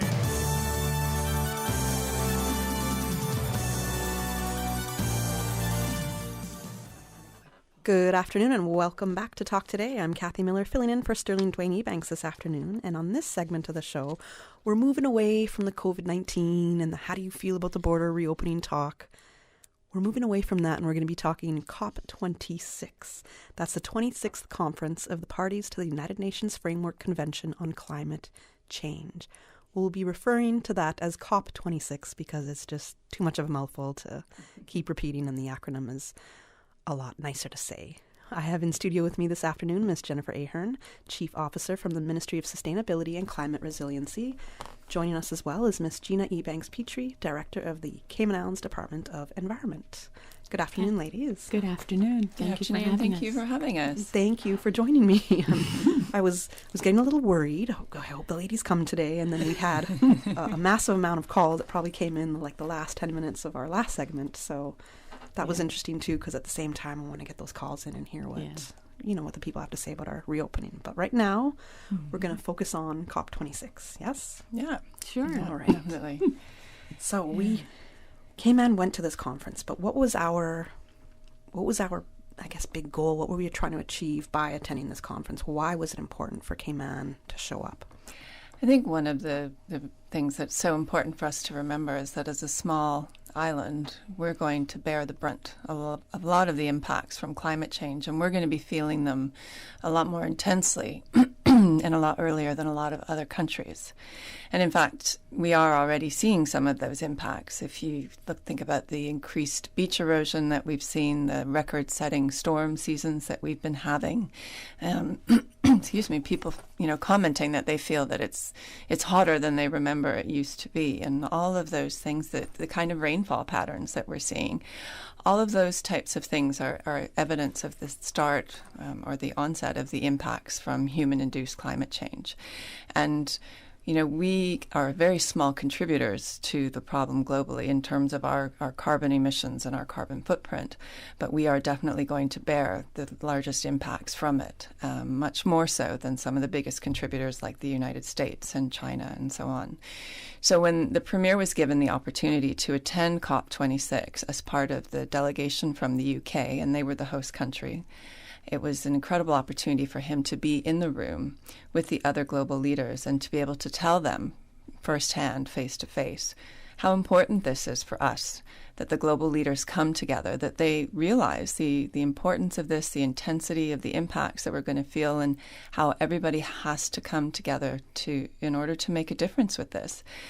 A lot of the impacts from climate change are already locked in, no matter what, Director DOE can talk about it a bit more, but even if we were globally to stop all of our carbon emissions today, we are still going to see impacts like sea level rise that's already happening. It will continue to happen with what's already gone into the atmosphere with the carbon and, the storm seasons that we're seeing. So the initial agreement from Paris set targets with a goal that the tagline that you'll hear is 1.5 to stay alive. Yes. So the aim was to try and make sure that there were reductions and commitments that would put us on track to limit that global temperature increase to 1.5 Celsius.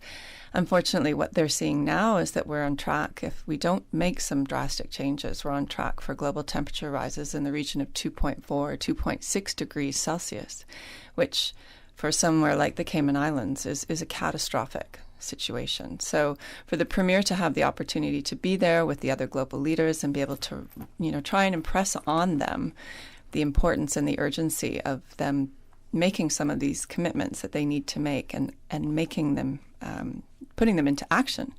Because that's the other thing that, there were a lot of commitments made with the Paris Agreement. And one of the things that that COP26 was meant to do is to have the leaders come back and report on how much progress they've made against some of those commitments. And unfortunately, I think that overall the sense was that they haven't made enough progress. and that even with that, some of the commitments that were made in Paris are still not going to be enough. That, and from at least what I was listening to and saw some of the viral videos, one of which I'm going to talk about, that I know both of you ladies are familiar with. A lot of talk is being made. All these summits, these conferences are happening, but it's not living up to the policies that are being implemented in each respective nation. And I think that's one of the major issues. It's all talk, very little action. And then in 10 years, there's another summit. And it's like this whole thing, it just comes up again. So I think that one of the pluses, I guess, from COP26, one of the better outcomes is that, as the chief officer mentioned, based on Paris, there were certain what's called nationally determined contributions that each country has to say how much they're going to cut their emissions, essentially, the greenhouse gas emissions by. They would not have gotten us to 1.5, and people knew that leaving Paris. So the idea was that, 5 years later, Paris was 2015, they should come back. In 2020, it was supposed to be 2020, but COVID happened. So they would come back and put forward these NDCs that would actually get the world to a position where we could anticipate warming of around 1.5 degrees, but keeping it there or below was the goal of Paris. So they came to Glasgow, and they still, with their new NDCs, and those numbers still don't get us to 1.5. So a decision was taken in Glasgow to have countries come back next year with new NDCs aimed at trying to keep the warming to 1.5. And those NDCs are meant to be looking until 2030. And then they'll come back in 2030 and review again to see where we need to be. So, and there were a number of other side deals that were sort of done in Glasgow. So things like you probably saw, like there was a commitment to stop deforestation. That was one of the sort of agreements. And then there were another group of countries decided that they were going to cut methane emissions quite substantially, which is important because methane is actually one of the gases that has the highest forcing factor for climate change. It's higher than carbon dioxide, which is the main contributory greenhouse gas. And there were a couple of other deals around greening financial institutions. So the UK secretary, or the treasurer, basically, said that, said that they were going to be taking a really hard look at London's sort of financial services, the whole UK's financial services structures, and really look at whether they could put any incentives in place to incentivize people who are trading on their stock exchange or otherwise doing business in their commercial centres to be more green in their approach, to decarbonize their investments and that sort of thing. So there's a lot of other work that I think got advanced as a result of Glasgow. And I take your point about the sort of global stage and how it just seems, certainly to people like Greta Thunberg, that it's all just blah, blah, blah. I mean, there was a point there where I was like really on Greta's side as I watched the discussions proceed, It was deeply frustrating. Mm-hmm. But at the same time, you only have to think about how difficult it is to arrive at consensus in your own family. Oh, yes. Right? And then you realize how difficult getting consensus of all the United Nations can be around issues that have really sort of fundamental and huge implications for developing countries. So, for example, you have a country like India. They were a holdout for the phasing out of coal, so that the text of the agreement got basically watered down to it's going to sort of be gradually phased down because they depend so heavily on coal-fired generation of electricity. And their argument is, look, we are a developing country. You all have developed. They're talking to the U.S. and the EU, etc., with the benefit of having coal coal-fired plants driving your industrialization, basically, and now you're telling us we have to stop coal. So that was their argument. And so there are all these sort of underlying tensions and difficult conversations. So progress needs to be measured maybe a little bit differently. And I think that the fact that we do have some sort of side deals that will add to emissions reductions, even if they're not in the form of NDCs, that I'm speaking about the deforestation and the greening, so on forth. So I feel that it wasn't a complete washout, but it certainly wasn't a moment either of, everybody coming together and doing the right thing. So there was some progress, but I think that, we still have ways to go, which is why the countries are being called back next year.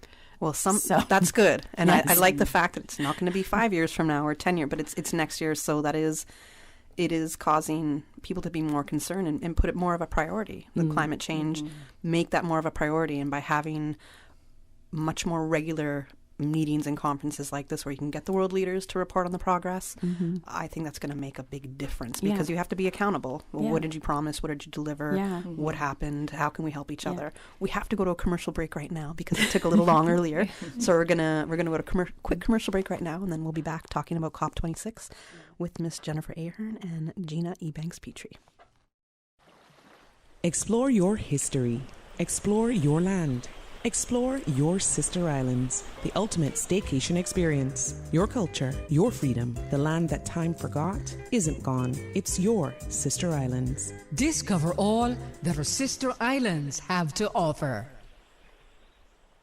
Are you planning a social, an office party, or event over the holiday season? Make the most of your holiday party and leave the catering to Subway. Choose from small and large sandwich platters, double meat wrap platters, and top it off with optional cookie platters for dessert. Or ask about our Subway Box to Go with the option of a 6-inch or foot-long sandwich, 1 cookie, and 1 bag of chips. Cater your holiday parties with Subway. Visit subway.ky for menu options. Subway, eat fresh.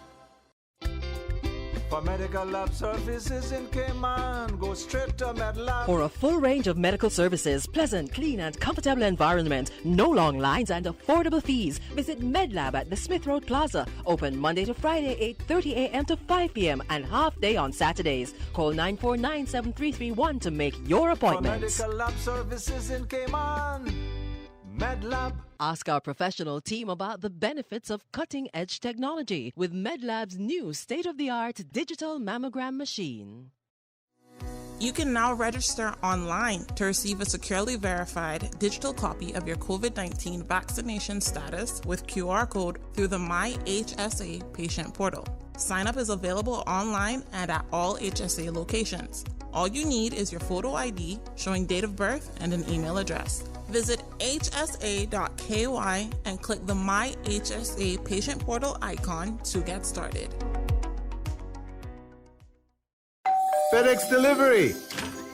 Share this season with everyone by shipping your rum cakes and gifts with 30% off and get an additional 20% on your next shipment. Visit us.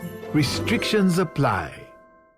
20 years. Remember when Crew Road had no median and Linford Pearson was only 2 lanes? We do. When Dirty Reeds was down the street? We do. We have been there for the falls, the growth, and the rise. When your body and mind needed to change, Powerhouse Gym has been here. We've skated with you. Your first date, your daughter's first time on skates, your son's first strike. From football to squash, to karate and hockey, to bowling and concerts, and everything in between. For 20 years, so much has changed, some for the good and some not so much. Through it all, King Sports Center has been here for you, for Cayman. King Sports Center, celebrating 20 years as Cayman's home for fitness, recreation, and relaxation. Listen to the general public. Your thoughts are just a telephone call away. 1-800-534-8255. What the public is saying. Let your voice be heard. And now, Radio Cayman's Talk Today.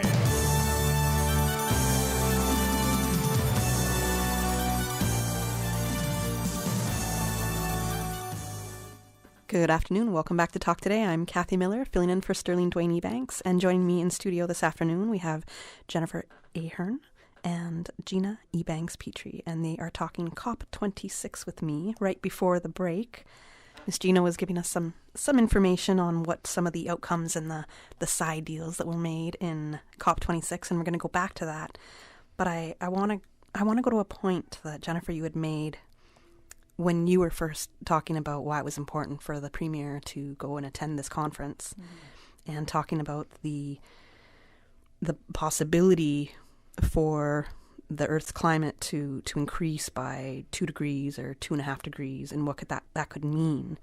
Now, in a video that went viral, at least in the Caribbean, with Mia Mottley, who's the Prime Minister for Barbados, she made a speech at COP26 that, as I said, at least within the Caribbean went viral, and she had several great points in there. One statement that she made that was quite blunt and really sat with me was that 2 degrees is a death sentence. Her exact words, 2 degrees is a death sentence for the people of small island nations. And she had listed a number of smaller countries around Barbados. But this also includes Cayman. We are a small island nation in the Caribbean. How true do you think that statement is to Cayman? I think, first of all, if the listeners have not had a chance to watch the Prime Minister Mia Mottley's statement, they really should. It's an incredibly powerful message that she delivered, and she delivered it brilliantly. And, you know, her call to action was exactly what you've just highlighted. She has said 2 degrees is a death sentence for us. And we are here and we're prepared to work with you. You know, the train is getting ready to leave the station, I think was something along those lines. And we have to work together to make these changes that have to happen. And it's true for us, you know, the difference, it's, you know, if you think about it, 1.5 or 2 degrees Celsius doesn't sound like a lot of difference, but the impacts from that are significant, and they're wide-ranging as well. It's, you know, think about the impacts on our oceans. I think the prediction is with a 2 degree rise in Celsius, our reefs may all die, because they're already, with the warming that we've seen, they're already sort of at the higher edge threshold of their tolerance for water temperature. So can you imagine, you know, the Cayman Islands without, and our reefs are already under stress. Right. And if we just add to that stress with the increased water temperature, you know, that could put them over the edge. The other forecast that it comes with the 2 degrees Celsius temperature rise are things like much wider droughts and much more intense rainfalls. So from a food security perspective, we're going to see areas that previously, you know, people were able to rely on for food, for agricultural purposes, where they won't be able to successfully grow their crops.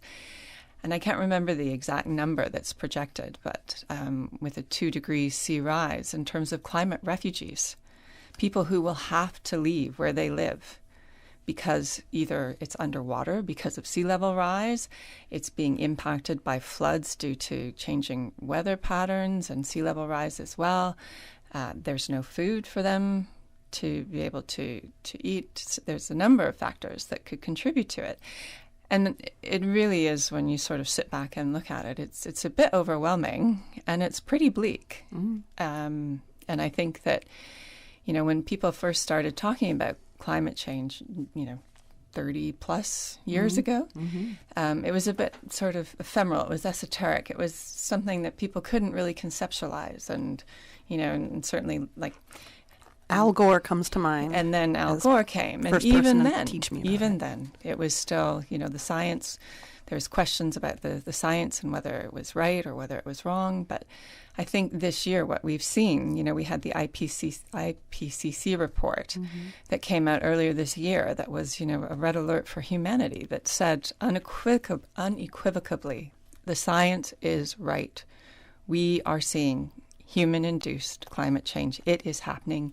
We can't deny these things are happening anymore because the evidence, the scientific evidence, which has been mounting for decades, the scientists all agreed. And that report, I think it's important to note, that IPCC report is a consensus report of scientists all come together agree on the messages that go in that report. So we talked a bit earlier about how difficult it is to achieve consensus, whether it's in your family group or the global leaders at COP.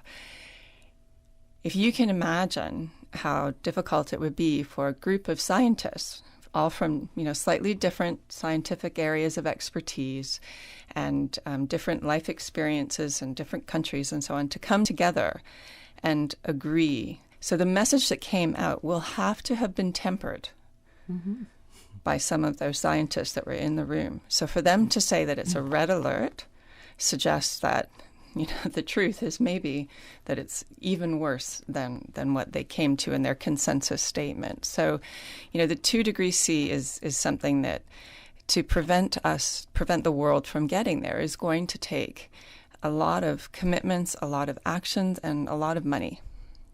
But, I was speaking to the Premier this morning, and one of the things he shared with me that he came away from COP with is that, while it's indisputable that the cost of doing the things we need to do to help some of the developing nations be prepared to adapt and to mitigate these impacts and to make some of the changes that we need to see happen in the developing nations, the cost, that is a huge cost. But the cost of not doing those things is exponentially greater. That is exactly how I was going to end the segment before we go to the 2 p.m. headlines. So thank you for for taking the sentence that was in my mouth, because I was going to say, but the cost is going to be greater if we don't do anything about it. Yeah, so with that, we have to go to our 2 p.m. headlines, and then we'll be back to continue our discussion of COP26 with Ms. Jennifer Ahern and Gina Ebanks-Petrie. Today's biggest news. Radio Cayman. Your voice, your choice. Local, regional, international. This is Headlines from Radio Cayman's newsroom. Today's biggest news. With your latest headlines, I'm Felicia Rankin-Solins.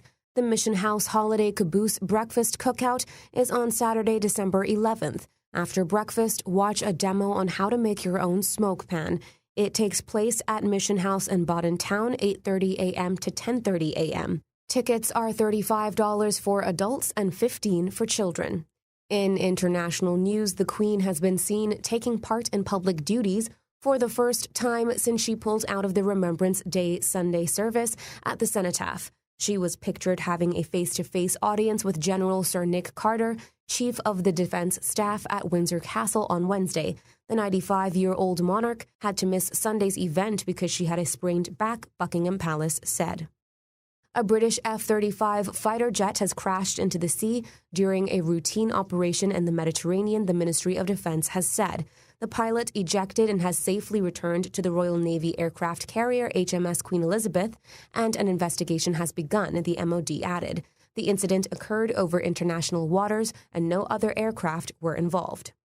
World tennis champion Naomi Osaka has become the latest athlete to voice concerns over the whereabouts of Chinese tennis player Peng Shuai. One of China's biggest sporting stars, Miss Peng, has not been heard from since she made sexual assault allegations against a top Chinese official.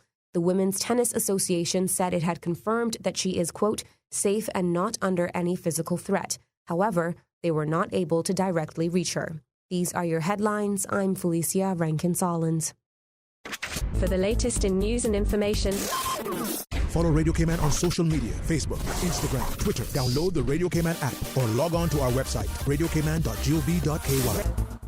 Listen to the general public. Your thoughts are just a telephone call away. 1-800-534-8255. What the public is saying. Let your voice be heard. And now, Radio Cayman's Talk Today.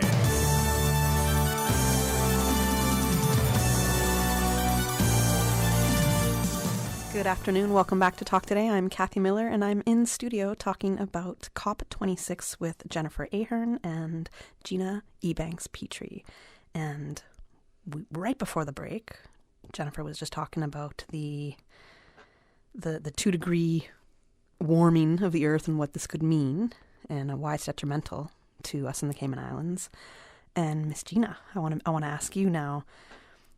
I know that there, as Jennifer did say, 2 degrees and 1.5 doesn't seem like a big difference, but there actually really, really much is a huge difference. Yes.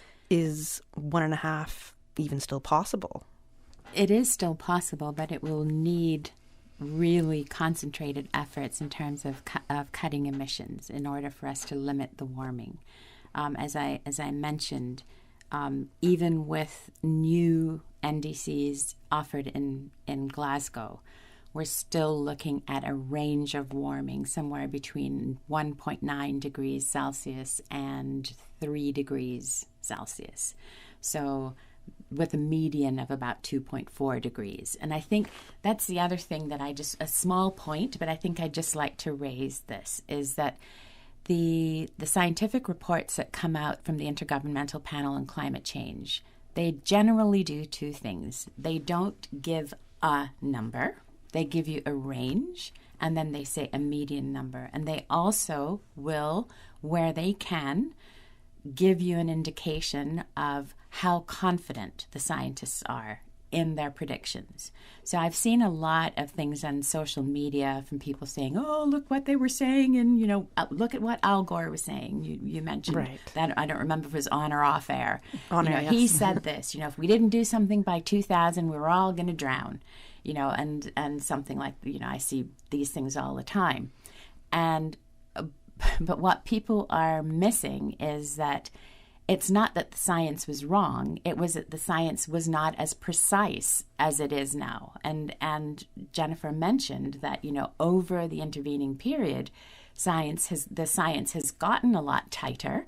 They've got more data points. They're more confident in their analyses, and they can now say, we are very confident in this prediction, etc., which is why when they say this is a code red for humanity, it's pretty, and they make statements like the science is unequivocal. That's exactly what that means. So I just would just like to make a plug for this sort of the scientific communication, and to say that it has always been caveated. It's just that media and people generally don't deal very well with uncertainty. They want a number. Well, tell me how much is the sea going to rise? Well, I can't give you a number.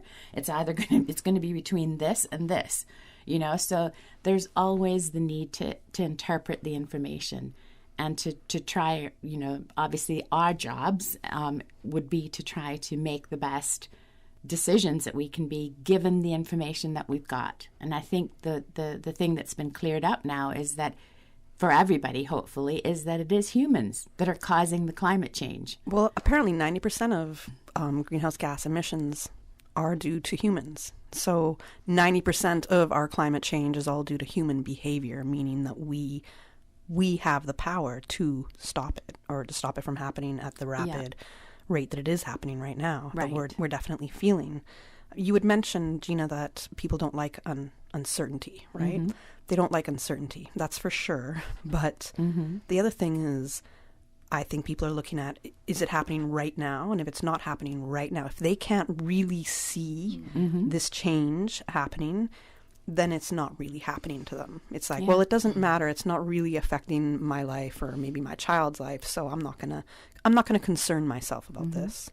Yeah, I mean, we're already beginning to see in the natural world, we're already beginning to see evidence of climate change here, even here in Cayman. So, bleaching for our coral reefs, for example, if water temperatures go above 1 degree C above normal for a period of time, corals will bleach. Our corals bleach. We see that happening.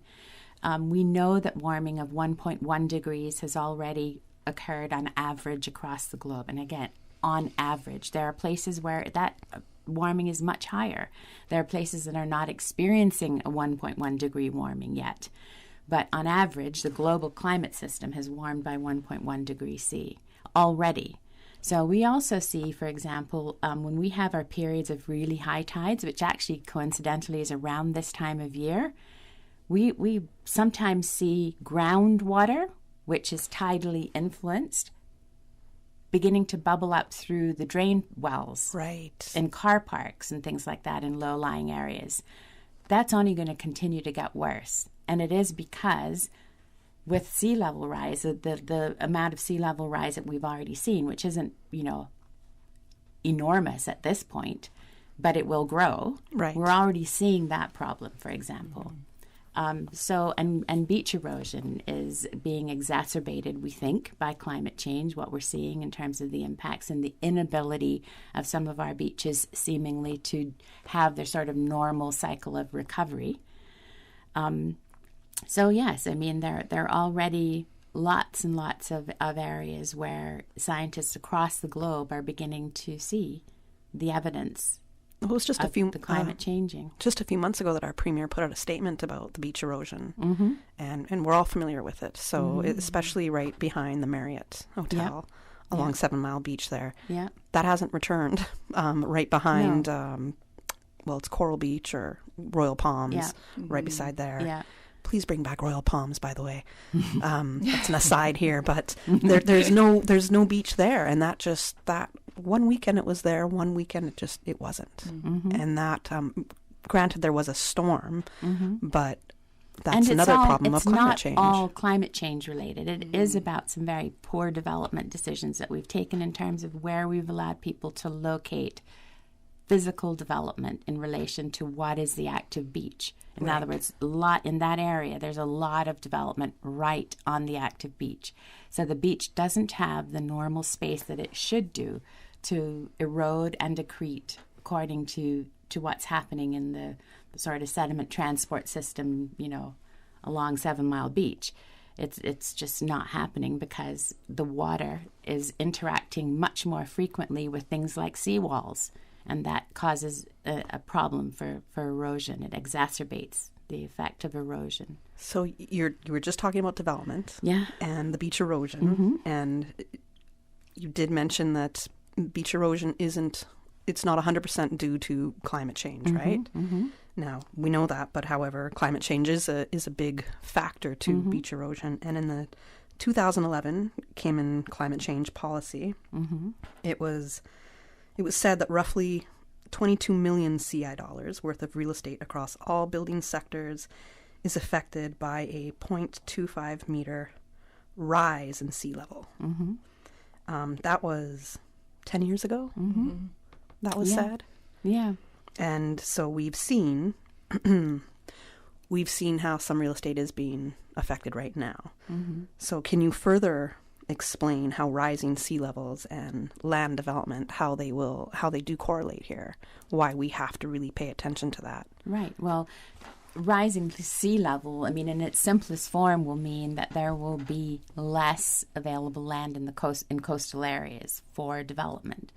So, or where development can stay unimpacted by rising sea levels anyway.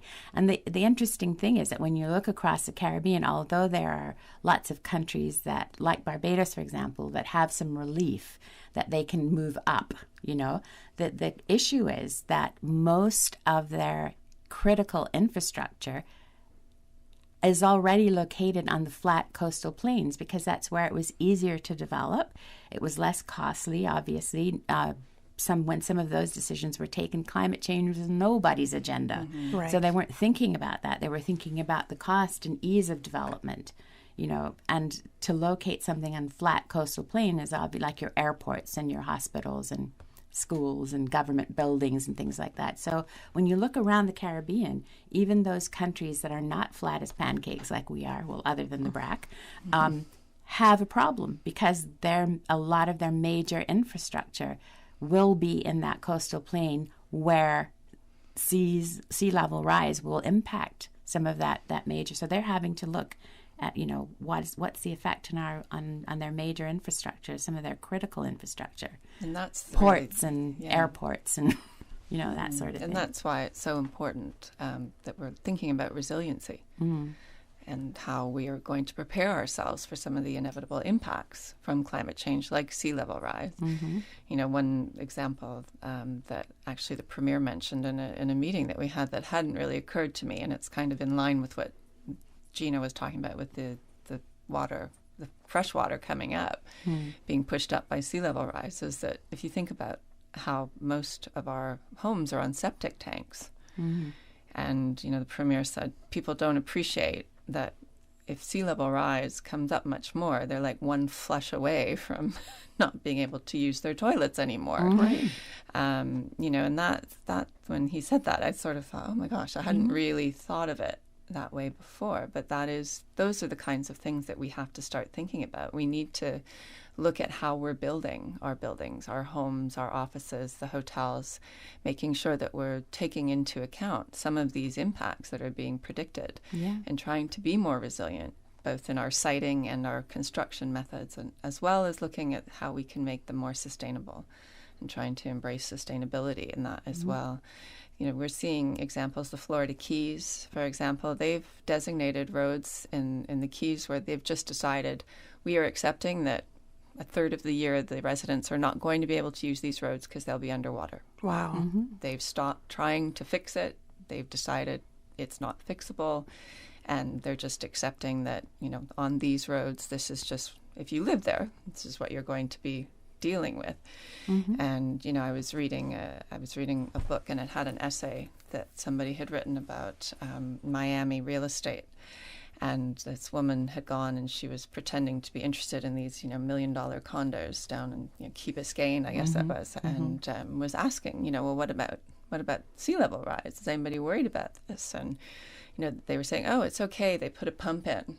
You know, they put a pump in at the corner, and so it used to be a problem, but it's not anymore, and it's not a big deal. And, you know, besides, you're up on the 15th floor, and, you know, and the woman in the essay wrote, you know, well, it's fine if I'm on the 15th floor, but the lobby is full of seaweed and fish, and I can't get out to get my medication or my groceries. Right. You know, how is that okay? Right. But you make a really good point about, well, we have to look at how we're developing, how we're protecting, what our priorities are, the sustainability factor for future generations. And now, and this is going to be a loaded question, and I appreciate if you cannot answer as fully as you might want to.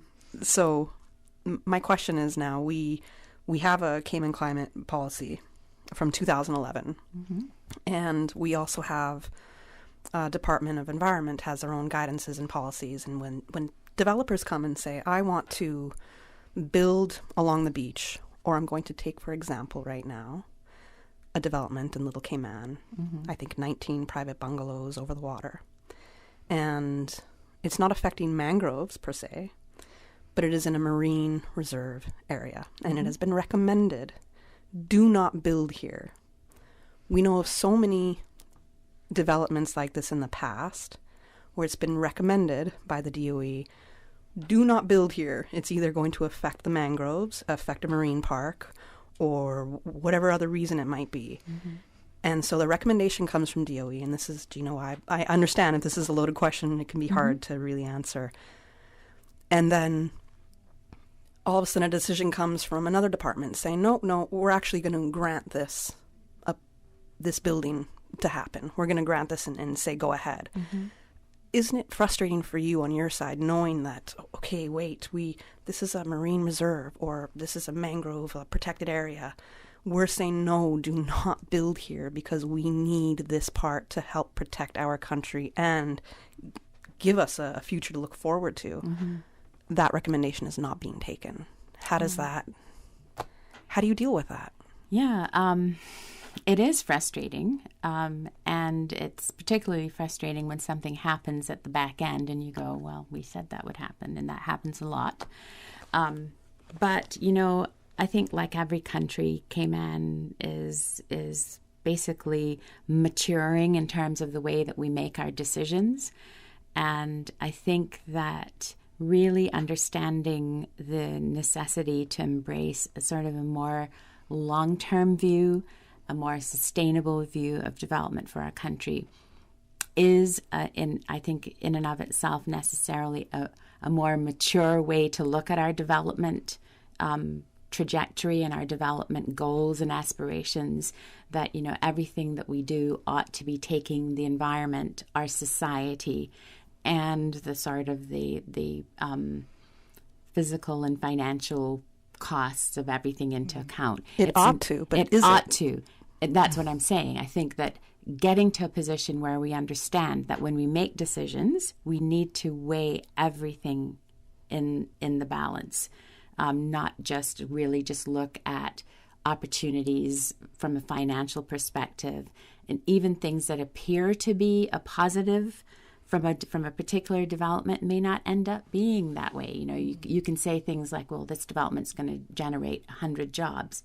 Yes, but are those jobs going to actually benefit Caymanians? So you need to start looking more closely at the parameters of the development proposals, I think, that we're seeing here, and really making decisions that put the best interest of this country front and center in all respects. And the Premier's Ministry of Sustainability and Climate Resiliency, I think, speaks volumes about the importance that needs to be placed on those types of areas. And there's, you know, in terms of the environment, there's now a very clear link between the demise of the environment, the natural environment, and climate change. They are inextricably linked. And I think that people appreciate now that the loss of natural areas, so whether you're talking about the rainforest in the Amazon and deforestation, or the loss of our mangroves here in Cayman, losing those trees actually means that we are naturally able to sequester less carbon from the atmosphere and store it in a way where it doesn't contribute to climate change. So blue carbon, like, you know, you're talking about the buildings over water.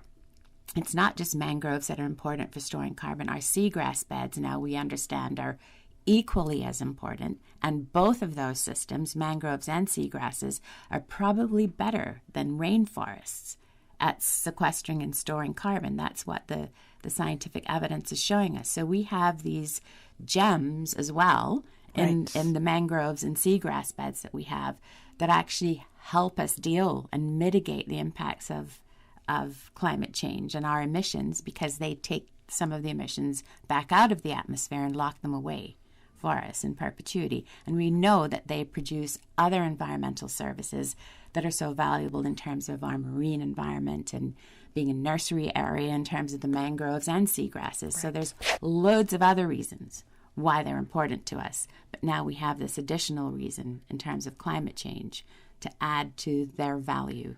So I think, you know, in terms of the development and environment dilemma, I don't think we should look at it as an either or. We need to look at our ability to include consideration of the environment in our decision making. Other countries are managing it.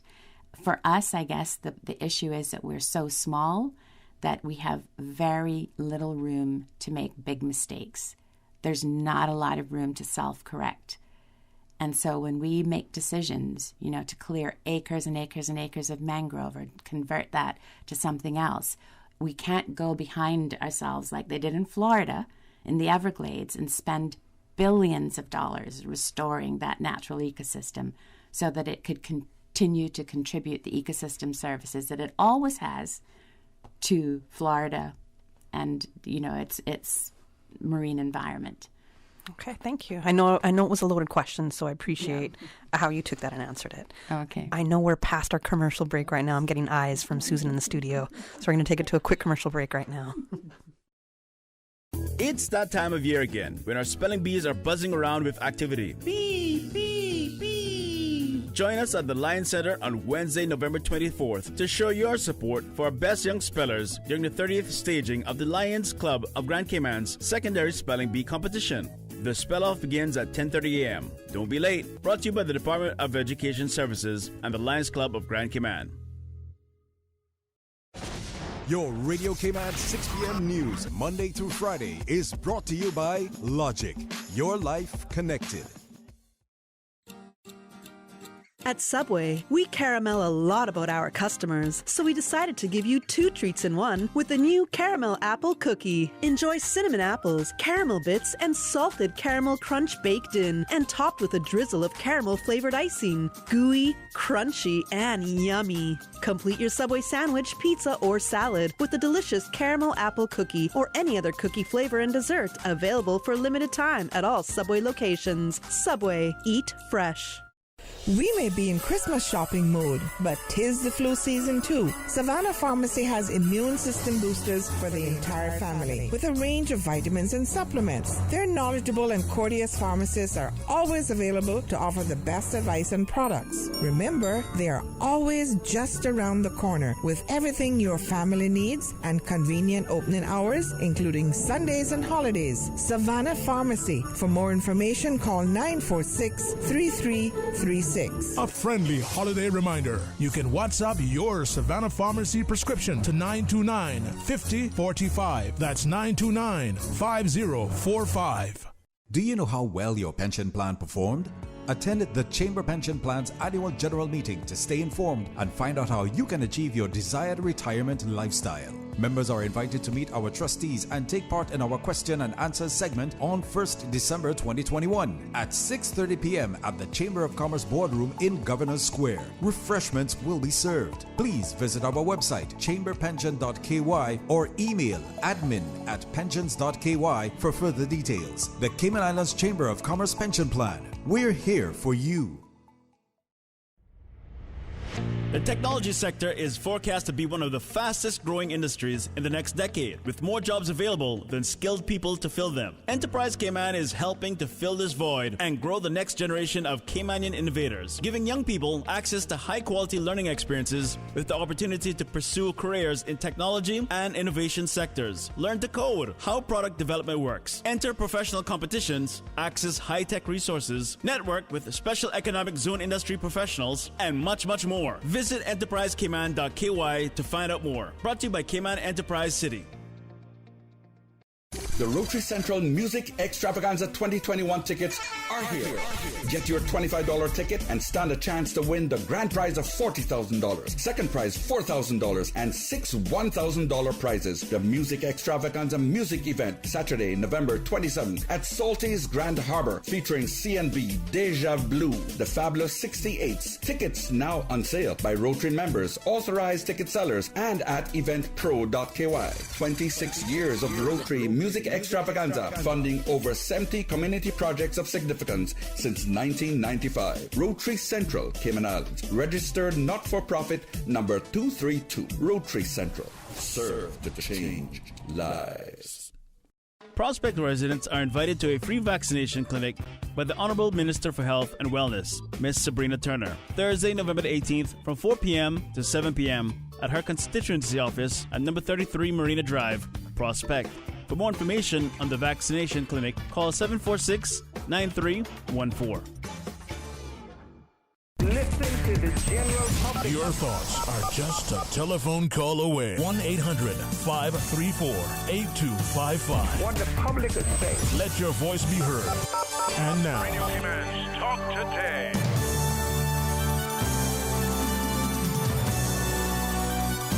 Good afternoon and welcome back to Talk Today. I'm Kathy Miller. I'm in studio with Gina Ebanks-Petrie and Jennifer Ahern, and we are talking about COP26, how climate change is affecting the Cayman Islands. What are the issues what are we most vulnerable to? So we've hit a lot of those points. What are the takeaways from COP26? When we opened the segment, that's what we were discussing, what some of the agreements were to come out of for that. And right now, well, we do know that there is a Cayman Climate Change Policy 2011. Mm-hmm. And this is the first year for the Ministry of Sustainability and Climate Resiliency. So we do know that the Cayman Islands government is making strides towards focusing more on climate change resiliency for our country. Mm-hmm. Can you share with us a little bit more? Is there going to be an update to the Cayman Climate Change Policy? What government is doing? And this is a third question. Mm-hmm. What individuals can do right now to start helping in this battle for climate change to slow it down?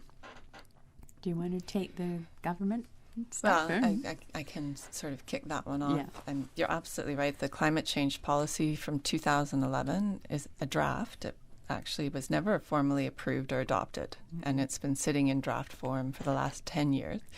And one of the priorities for our ministry is to review and update that and to get an approved climate change policy in place for the Cayman Islands. Given the time that's passed since the original policy was drafted, one of the first steps that we've identified is to actually do a climate change risk assessment. So thanks to funding through the Governor's Office and the FCDO, Gina and her team have signed an MOU with CFAS, the Center for Environment, Fisheries and Aquaculture Science, who have done similar climate change risk assessments both in the UK and other jurisdictions. And so they've started their work. They're doing some research now based on the data that we have available, and we'll have Phase 1 will have a long list of the risks, and the next phase is that they'll facilitate us identifying a short list in consultation with our stakeholders. So that's a really important step to inform the update of the policy.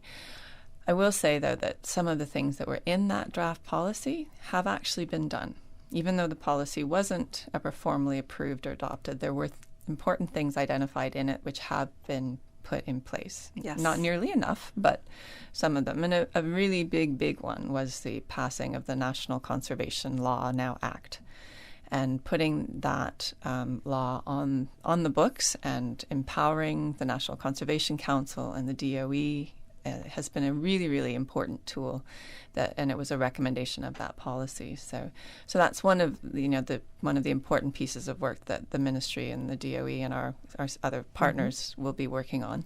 Another area is that the National Energy Policy is coming up for its 5-year review. It was initially passed in 2017, and part of the policy is that it will be reviewed every 5 years. Obviously, you think about how much technology has changed in that time period. So that's another process that is kicking off, and we'll be looking at the targets that are in there and some of the priorities that were identified, and making sure that they're still reflecting, what our hopes, dreams, and aspirations are in terms of renewable energy and where we need to go as a country. So that's a couple of things that we're doing. One of the big things that we're all going to have to do is change our behaviors.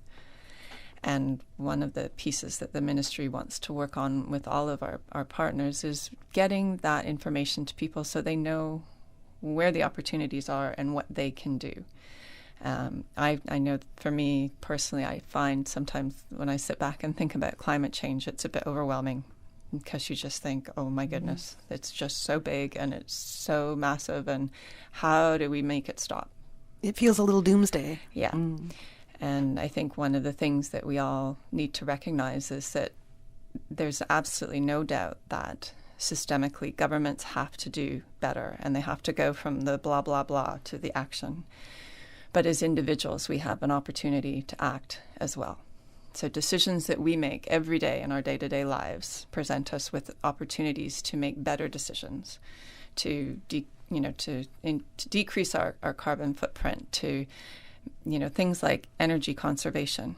That's a big thing. Look at opportunities to save energy around your house and your workplace. Think about the waste that you generate in terms of your food waste, and you reuse or disposable cups and disposable knives and forks and takeout containers. Try and find the opportunities to get reusable containers. Use the fork and knife in your pantry in the office rather than picking up the plastic knife and fork in the cafeteria. Just doing that, and I realized about a month and a half ago that I kept picking up the plastic forks because it's right there, and I thought, this is ridiculous. I need, there's a knife and fork, like a silverware, sitting in the kitchen upstairs in the office pantry. I need to start using that. And then you start thinking about how many knives and forks you now haven't used and thrown away. So there's, opportunities, carpooling, looking at when you're shopping, only buying things that are in recyclable containers. Take advantage of the recycling opportunities that we do have. It is limited, our recycling, but it is there. And, you can take advantage of it. It's at the grocery store in the parking lot, and you can recycle 1 and 2 plastics, glass, aluminum, paper, and cardboard, and just sort of take those steps. And when we all do those things, it can make a difference. I think it's important to just underscore again this whole point about individual responsibility, because we say that, and it is true, that on a global scale, our contribution to greenhouse gas emissions is really of no consequence as a country. However, when you break it down and you look at our emissions per capita, we are very high. Higher than the UK, higher than Bermuda. You know, we're up there, right there with the US. We're higher than the UK. Yes, we are, per capita.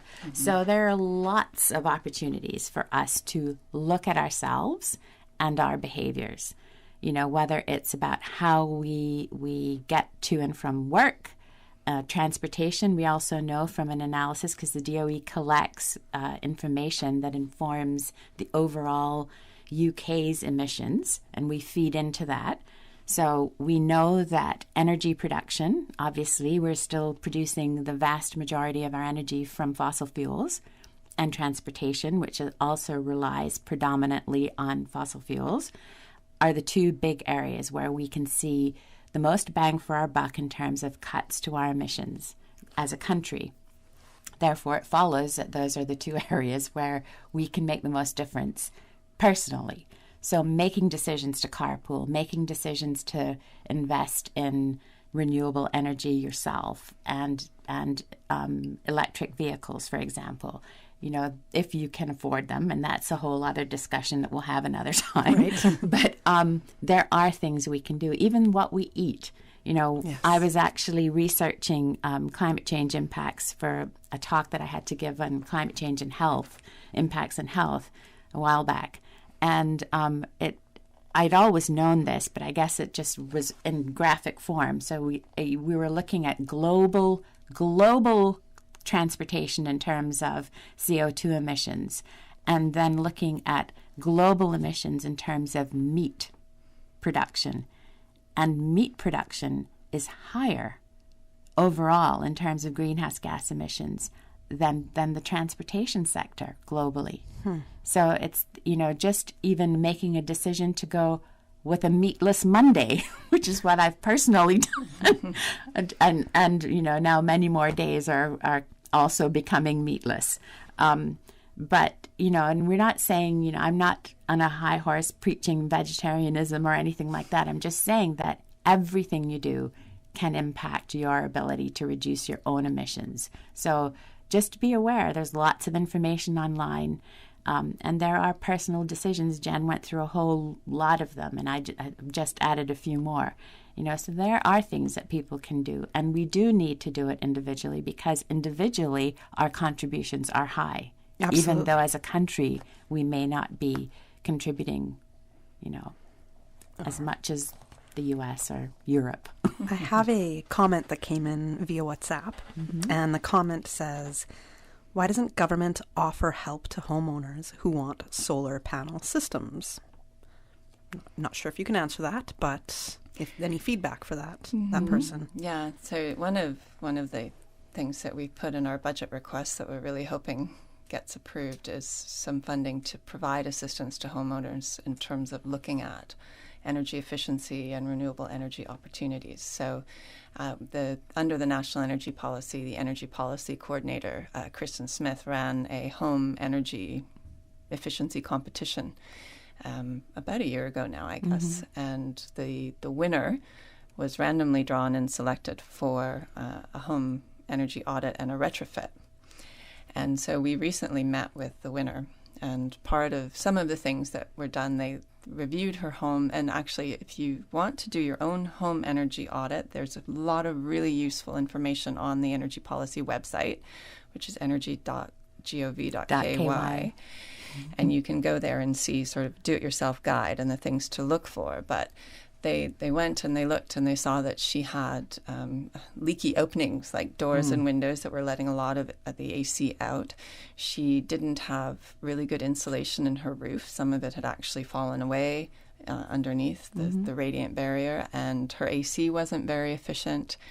And they also looked at things like the appliances and those things. So because she won this competition, they did this assessment. They went in, they did spray foam in her roof, which she said, even once the spray foam was done with nothing else having changed, she could feel it was cooler in the home. And then they sealed up the leaky doors and windows. They found there was a hole in the eaves that was, contributing to it. They replaced her AC with a high efficiency unit. And I can't remember the savings that she's had in her electricity bill, but they're significant. It's like 20 or 30% or something in that region. Wow. And so those are the sorts of things that, homeowners can be doing. And, and all of it, though, does cost money. There's no question about it. And while a lot of the renewable energy has come down significantly in cost, it's still not cheap. To put solar panels on your house or to, put other opportunities in. But I do think things like the spray foam, like making sure you've got the insulation, things like just checking and making sure that your windows and doors aren't, that they're sealed up and they're not leaking air. Put some caulking around them. And I think that government's role in all of this is really to create the policy environment that's conducive to people being able to afford, for example. So, whether it's duty rebates on materials and bits of renewable energy systems and all, which, by the way, that's already in effect under the energy policy. But also, there's also the regulatory environment. There's opportunities to look at mandating certain kind of energy efficiencies, almost as part of a code, that sort of thing. And the other issue is, I think, that the financial institutions in the country also, I was watching a webinar just a couple days ago at a regional level, and there's a lot of interest in regional financial institutions about developing sort of bespoke loan structures and things like that for energy efficiency loans or anything that's related to abating greenhouse gas emissions and climate change, essentially. Right. So there, work is being done in almost every sector worldwide to decarbonize and to reduce emissions overall. And I think that perhaps there is a bit of a lack of information here. People may not just be as interested, but I think that overall, I think that we are poised to really do some very good work. And I'm really hoping that in the next year or so, we'll be able to make some real strides in terms of our climate change policy and identifying priority actions that will help us both from a mitigation perspective, like to stop climate change, but also to adapt to it. Right. Because both things are really important. As you said, there's a lot of information that still needs to be learned. And we have to take the opportunity. So hopefully in this next year that we can meet on Talk Today, talk a lot more about it, see where the progress is going, how Cayman is doing. Hopefully I can tell you about my habit changes and how I'm trying to be more energy efficient. And one of them right now, LED lights, especially with your Christmas tree, your house lights. To think about that small change. A small change, it might seem like it's more expensive when you're buying the lights, but there's going to be greater savings in your electricity bills. Absolutely. Trust me on that one. Yeah. One big thing that we did not get to touch on was the funding, because this takes a lot of money. We don't have the time to talk about that right now, but I do know that Cayman is on track with a climate fund, at least, so we have that going. And there's already been some steps that Cayman is taking that, again, we didn't even get to go into. There's so much that we didn't get to touch on. But nevertheless, you did share some great information with us today. I'm very happy that you joined me in studio. Thank you so much for joining me and talking to me and our listening audience, and we hope to have you back again soon. Thanks very much for having us. Yeah, thank you for having us. Thank you, ladies. And before I close off the show, I was asking our listeners when we started how they felt about the border reopening. So as I got a WhatsApp message, I'm going to read this one from one of our listeners. I'm 100% with the border openings. We have things under control, rigorous policy and restrictions in place. So I have strong faith in the government and the people of this island. So thank you to those who have messaged us on WhatsApp, who have called in. Please know that if I did not get to read your message, it was an essay. So please try to keep your message a little shorter so I can try to get the word out to our listeners. But I appreciate you taking the time to reach out to us. Ladies, thank you again for joining me in studio this afternoon, and tune back in to Talk Today tomorrow, same time, 12:15 on Radio Cayman.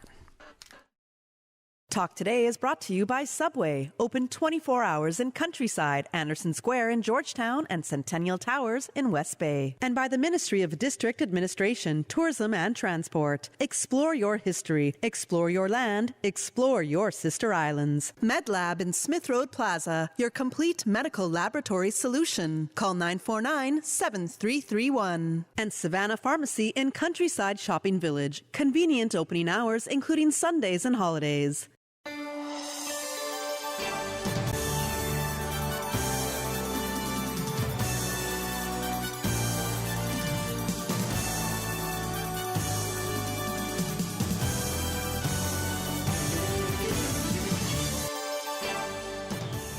Shaken yet standing firm. This is Radio Cayman in the Cayman